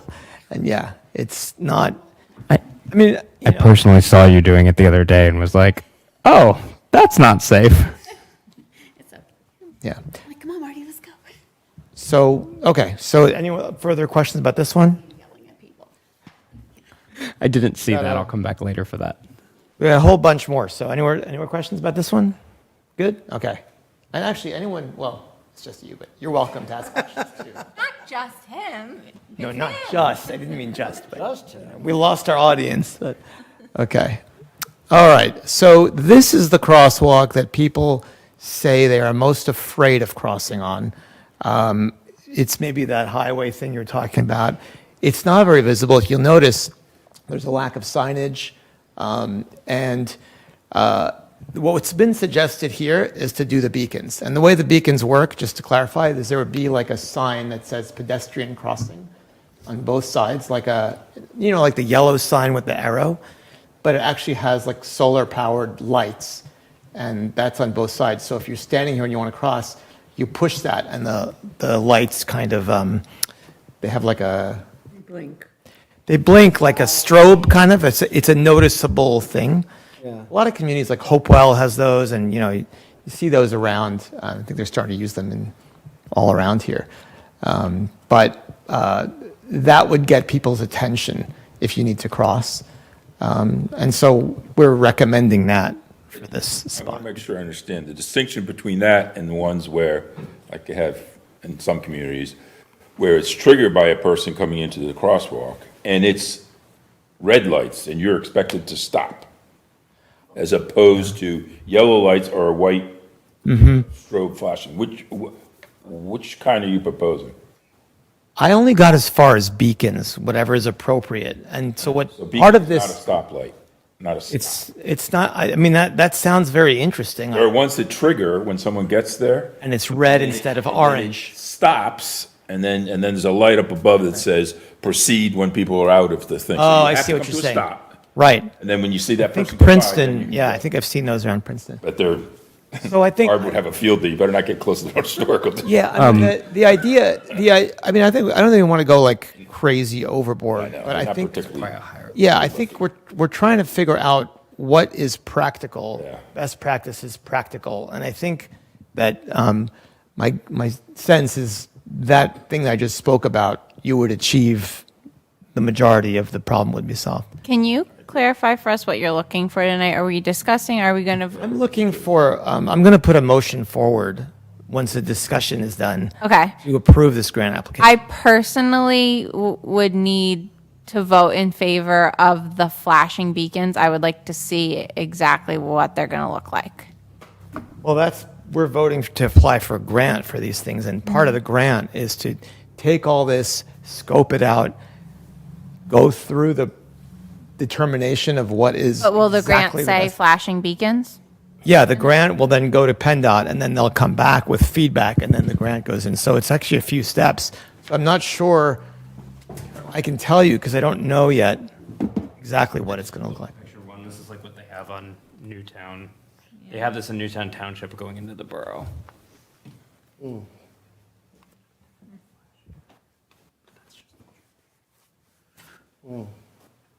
Rectangular rapid flashing beacons.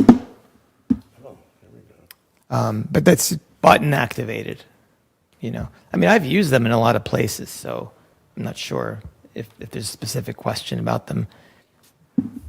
No, I mean, like with HARB applications, like just rendering and stuff is nice when we're talking about adding a semi-permanent structure into our main street and are actually, speaking of HARB, they've been trying to get rid of signage and adding more signage. The other one is like on outskirts, but this is. Well, this is a road, these are road signs, and it's actually missing on this side. There's supposed to be a sign here that says pedestrian crossing. It could be mounted to that, but just also, those beacons can be mounted, like, you know those speed signs where it says, like, you know, you're exceeding the speed limit? They can be mounted onto an existing, so we're not talking about large overhead structures. We're just talking about safety beacons. So, but, you know, to have renderings, then we have to pay to have renderings. No, just plop one in. You want me to put one up? I can. No, but Jared just showed me one, but this wasn't in the packet, so nobody has seen it. You know what I mean? Okay. Okay. Anything else on this? Okay, let's move forward. Okay, this is the next one where we have, this one works better, but there's some challenges here. And the main challenges here are probably, this is like a minor one, but we're talking about comprehensive crosswalk safety in the borough. So probably what would happen here is this thing on the side here, that's actually one of the ones that goes in the middle that was broken, that was then mounted to the side, the must yield to pedestrians and crosswalk. So to bring this up to best practices, it's probably having the correct sign that shows crosswalk to traffic, so they see, okay, crosswalk. They know the meaning of that. And there's a fire station here, so it's complicated, but those things that stand in the middle that you can move them, we can include the cost of buying those in the grant. They get broken every once in a while. But part of why this has been a problem here, and there's always been different versions of playing with them here, is because obviously you need to be able to have the fire trucks move here. So there may not be able to be one here. But one of the things that we learned is that they can be, and I'll show you a picture in a little bit about this, is they can be quite a bit far away from the crosswalk. So they warn traffic ahead of time that there's a crosswalk, but they're not where the turning radius is. So basically this one is just about whatever you can do, keeping it essentially the way it is, but improving bring it up to a little bit safer standards. Yeah.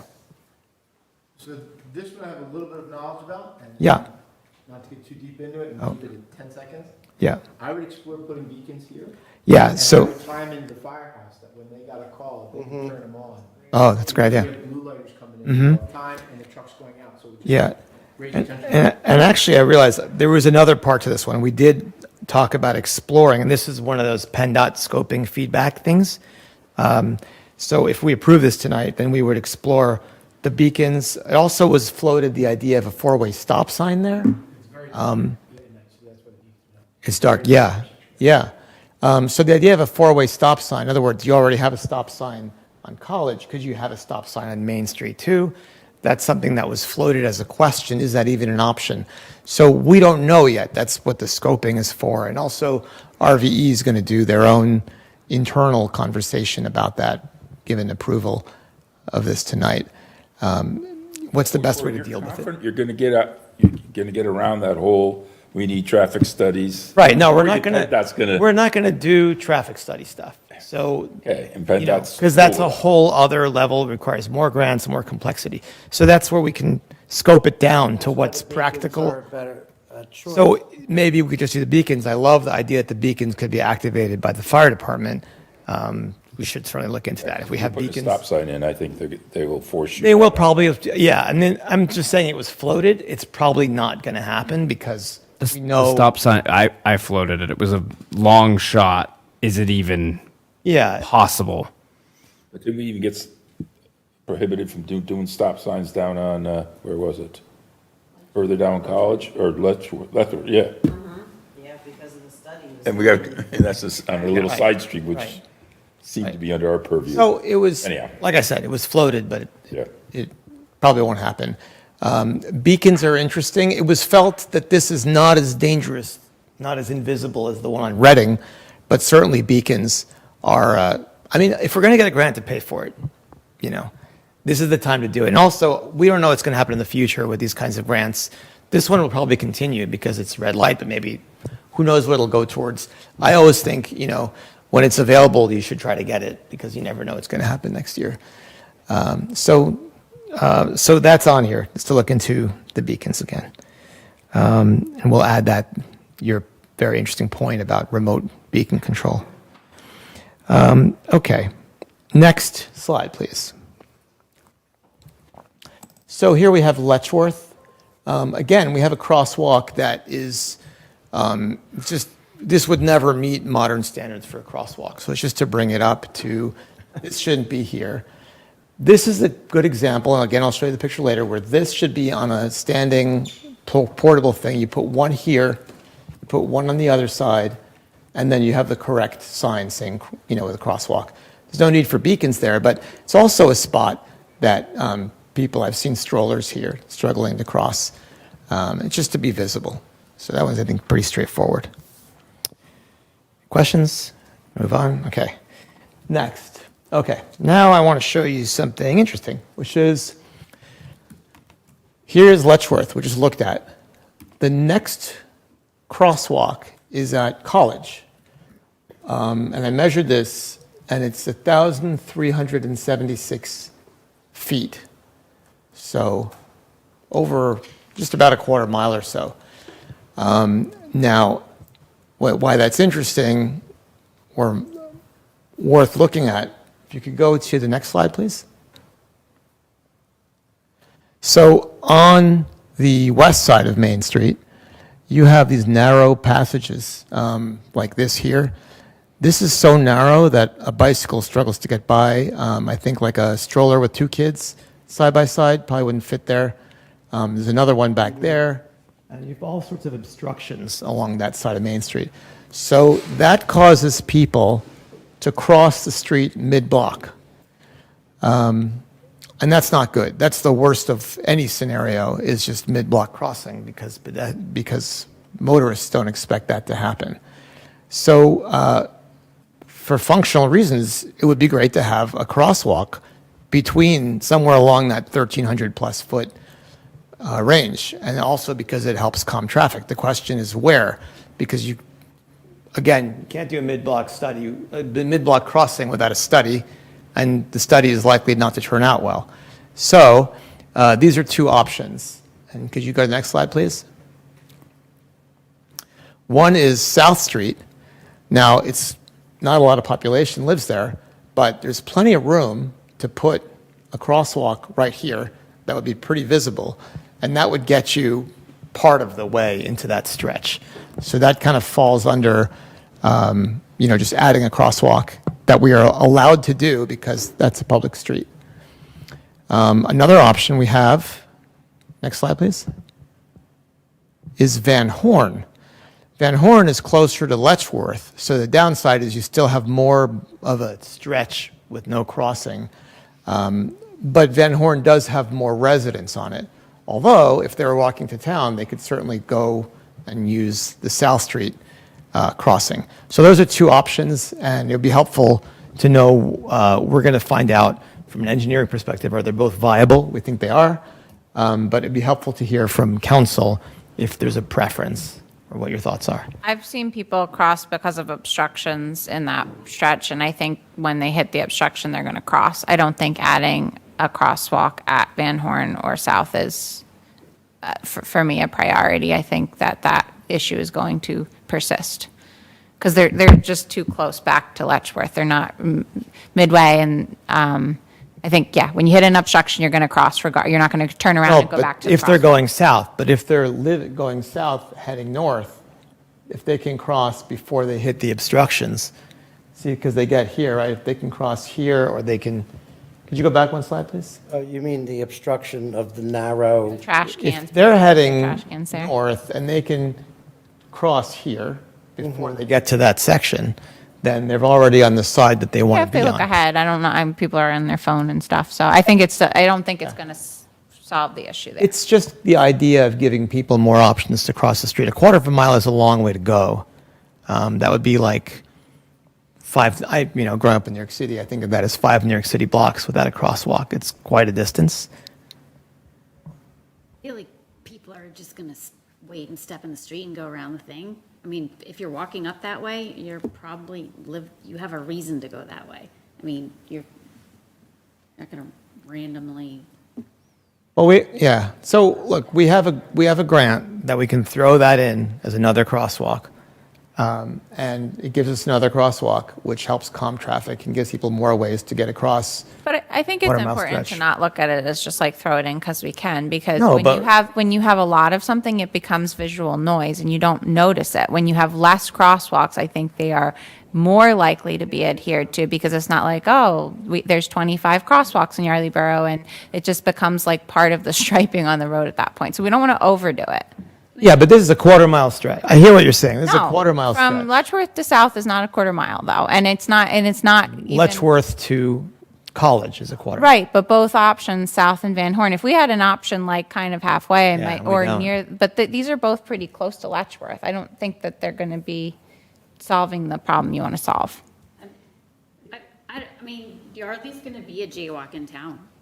There's just no way around, like, downtown.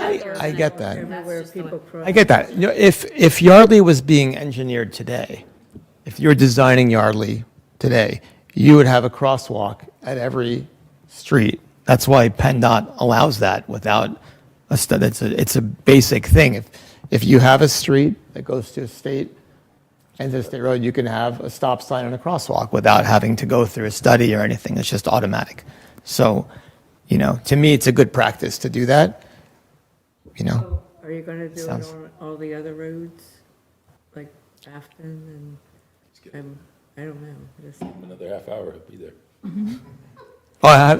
You want to see what else? I'm just saying. Yeah. Like, Well, this is people jaywalk and, walk where there's no crosswalk, doesn't mean we have to put a crosswalk everywhere people cross the road, because they can walk short distances to get to a crosswalk. That's what they're supposed to do, but you can't control that. Yeah, it's hard for me to understand how people who live in a walkable borough that see elderly people and young people and strollers and bicycles and teenagers what's the argument, and could possibly have this as part of. Well, you asked for our Comprehensive input, crosswalk so we're strategy, providing yeah. our input So, that you asked for. Okay. And I think that all of these made a lot of sense to me, and I'm just saying this one, I do not think the solution you provided is going to solve the problem that you stated. That's all. Well, but I've stated multiple problems. One is that you have a quarter-mile stretch without a crosswalk. Right, that's what I'm responding to. Having a crosswalk within the quarter mile that doesn't solve the problem of having a quarter-mile stretch without a crosswalk. No, not when both of the options are right near the beginning at Letchworth. It's not that close. If you go back, can you go back one slide, please? Another one? Maybe it was too slow. Yeah. So we're going from here to here. So you're right. It's about 400 feet in. I wish we could go here, but it's not that far from the midpoint. So just so you see it on a map. Of all the places to jaywalk to cross the street in Yardley, that's not the worst spot, because there's no really parking on either side of the street, but you're visible. I can see, having done that, I can see both ways clearly. Whereas in the middle of town, which is where a lot of jaywalking happens, you're going in between parked cars. You really, and we all do it because we have to. Because we have to, because Right. we can't get a study to tell us we should put a mid-block crossing, which would solve the whole problem. So we're trying, I get we're all trying to solve the same problem. Well, that's what I have. If you don't want to do it, we can take it out. I mean, it sounds like 3 people don't want to do it, maybe more. So do you want me to just take it out? People will use it. Yeah, I think people will use any crosswalk we have. I question if it's creating unnecessary ones, but specifically, I don't think the jaywalking issue is going to be solved by this. When people hit a trash can, they're going to step out or they're going to cross. They're not going to turn around and go back. But So I mean, it's up to you guys. I can take it out just as easily as in there. I'm just trying to solve, yeah. Story is, we discussed this at Public Works. Mm-hmm. I contributed, Paula contributed to a very vibrant discussion, and I think that's why it's good to bring it to council and Yeah. have these discussions. So I get what everyone's saying. What I'm going to ask is, what is our timeline here? Because I don't remember, and if we can revisit this.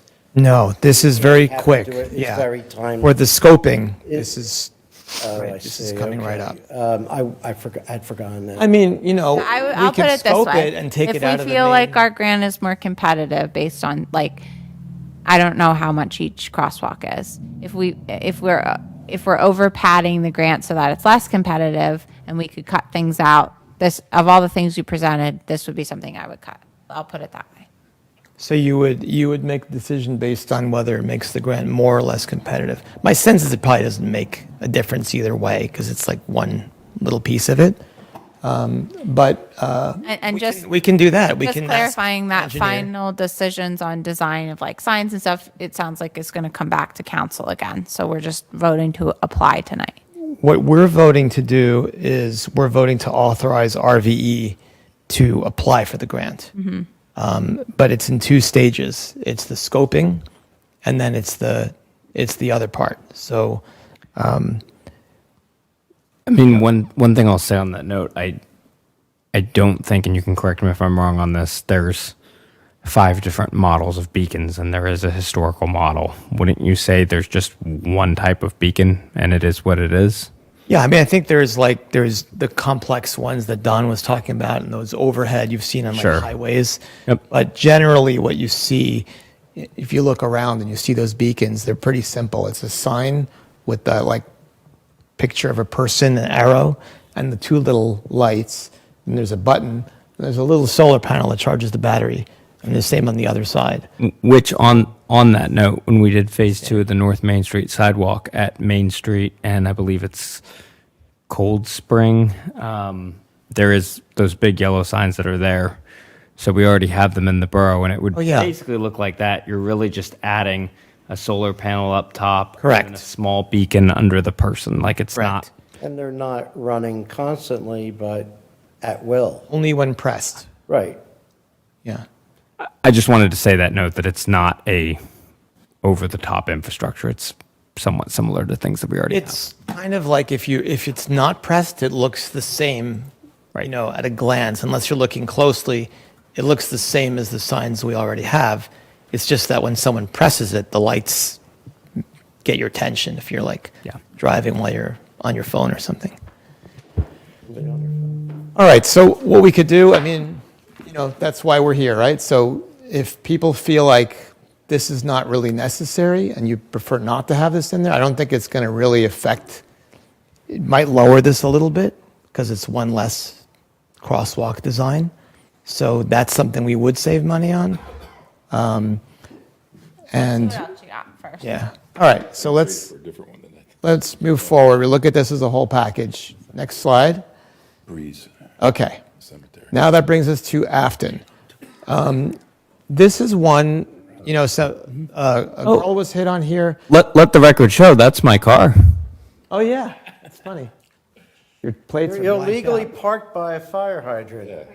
No, I'm driving. I'm in motion. I just turned. Moving. Did you stop at the stop sign? I Okay. did.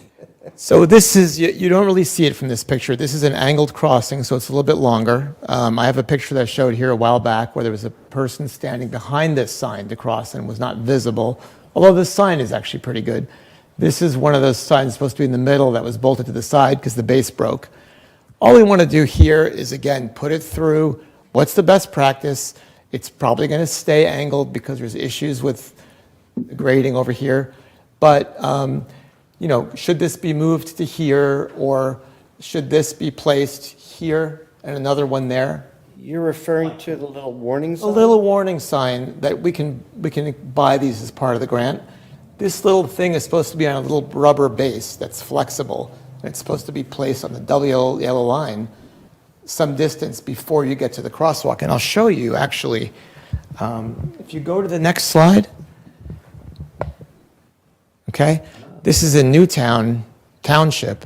You see the pedestal thing is here. The crosswalk is there. And if you go to the next one, I've had a few of those. that's the other side. You see it's narrow here. Trying to replace But this doesn't get, the mistake we made in the past is these were placed in the crosswalk. That's where they get hit, because that's in the path of the cars. As you can see here, there's no shoulder. This is placed here for a crosswalk that's all the way over there. So the idea is to get guidance on the correct placement for these and just add those and whatever else is needed to bring that crosswalk up to the correct standard. So that's probably pretty minimal. But that's the idea. You can go back to one more. Yeah. So that's it. He adds as item H, the movable pedestrian crossing signs, which is basically what we would do here. And just revisit any signage needs to be corrected. So The reason why you didn't consider the crosswalk just like that, that's right up at the corner at Breeze, serving all the people in Yardley Walk and beyond, because they come running down the hill, cars come running down the hill. It served like the Commons one, to slow people down as they get to town. You understand what I mean? I'm not sure what your question is. Okay. This isn't, Further west, It's not Breeze? the one by the church. That's church, the end of the cemetery. Oh, to put beacons on it. Yeah, it's just, Oh, to put beacons. We didn't get that far. I mean, is that, do you want to trade, like? Get yeah, I the want to South- trade, let's, one of the ones. South Street off. Yeah. Do people feel, well, this is a good point. Now, if, I think it's are there ones more that you important think there. we missed, that people are, because they're racing down the hill? Yeah, I think it's a and very it's valid used a lot of people cross there. I don't want to overuse flashing lights in the town. I feel like any entry points into the borough, that's a good spot. So that one, people are still speeding when they get to Breeze, they're still speeding when they get to North Main. So that's where I think they're really necessary. So that would actually round it out, 'cause we have Reading and North Main. We've had beacons and all those. Actually makes some sense. Maybe in the future we get license plate readers and all those. Oh my gosh. Save that for next year. Yeah. Yeah. So I do you agree want to with that. just, That's a do you good want to spot. just amend this and take out the Van Horn / South and replace it with We can get beacons? Consensus on that, maybe. I mean, that's what this discussion is useful for. Yeah. Or would value. making that trade be similar in cost, even though we're just trading a sidewalk for beacons, because the cost to pay RV is basically the same to draw it up no matter what it is? Like, obviously, one of those things is way more imagine expensive it- than the other in real life. Yeah, in It's being terms, paid for with a grant. yeah. I don't know this for sure. I suspect that the cost of designing a crosswalk is probably very similar to the beacons, which costs much more than I think it should, but it just does to engineer in terms of the actual engineering cost. And everything's In terms of the grant cost, I think we're looking at apples, like Okay. apples and apples. Yeah, probably one for one. Okay. I mean, I would. If you take the whole grant and you divide it by each of these things, each item can't be that much. So that's why I like doing it all as one unit, because actually, if you did it crosswalk by crosswalk, Right. stuff would add up really quickly. I'd be in favor of making that swap. Swamp. Yeah. Yeah. Okay. All right. Well, that's. That was great. Thank you, Ori. I feel like it's, when you present, it's dark outside, but it's like good for my mental health, because every time we take a walk through the borough, I'm like, the sun's out. It's I good. should say, we've been, the three of us have been on this for like a year, just kind of Yep. like walking around taking notes. So it didn't just come out of the blue, but there's a lot of different perspectives, and different people walk different parts, and they know those areas better. All right, so I don't think we motioned. a motion on the Yeah. table. So what I'll Motion do for is- the Arley program grant. Put a motion, I'd like to make a motion to approve the Arley program grant writing by RVE for items A through H, with the exception of item F, and to replace item F with adding flashing, rectangular rapid flashing beacons to the crossing at West Afton Avenue and, what street is that? Breeze. Is there a second? Second. Motion was made by Councilperson Finer, seconded by Councilperson Siegel Morris. Discussion from council, I'll just reiterate that I would like council to have decision-making authority around like the exact locations of the beacons and the design and all of that once we get to that point. Sure. I'm more comfortable with that. Any other comments? Hearing none, any from the public? Hearing none, I'll call the question. All those in favor, please signify by saying aye. Aye. Any opposed? Abstentions? Motion carries unanimously. Motion to adjourn. Is there a second? All those in favor, please say aye. Aye. Meeting adjourned at 9:44.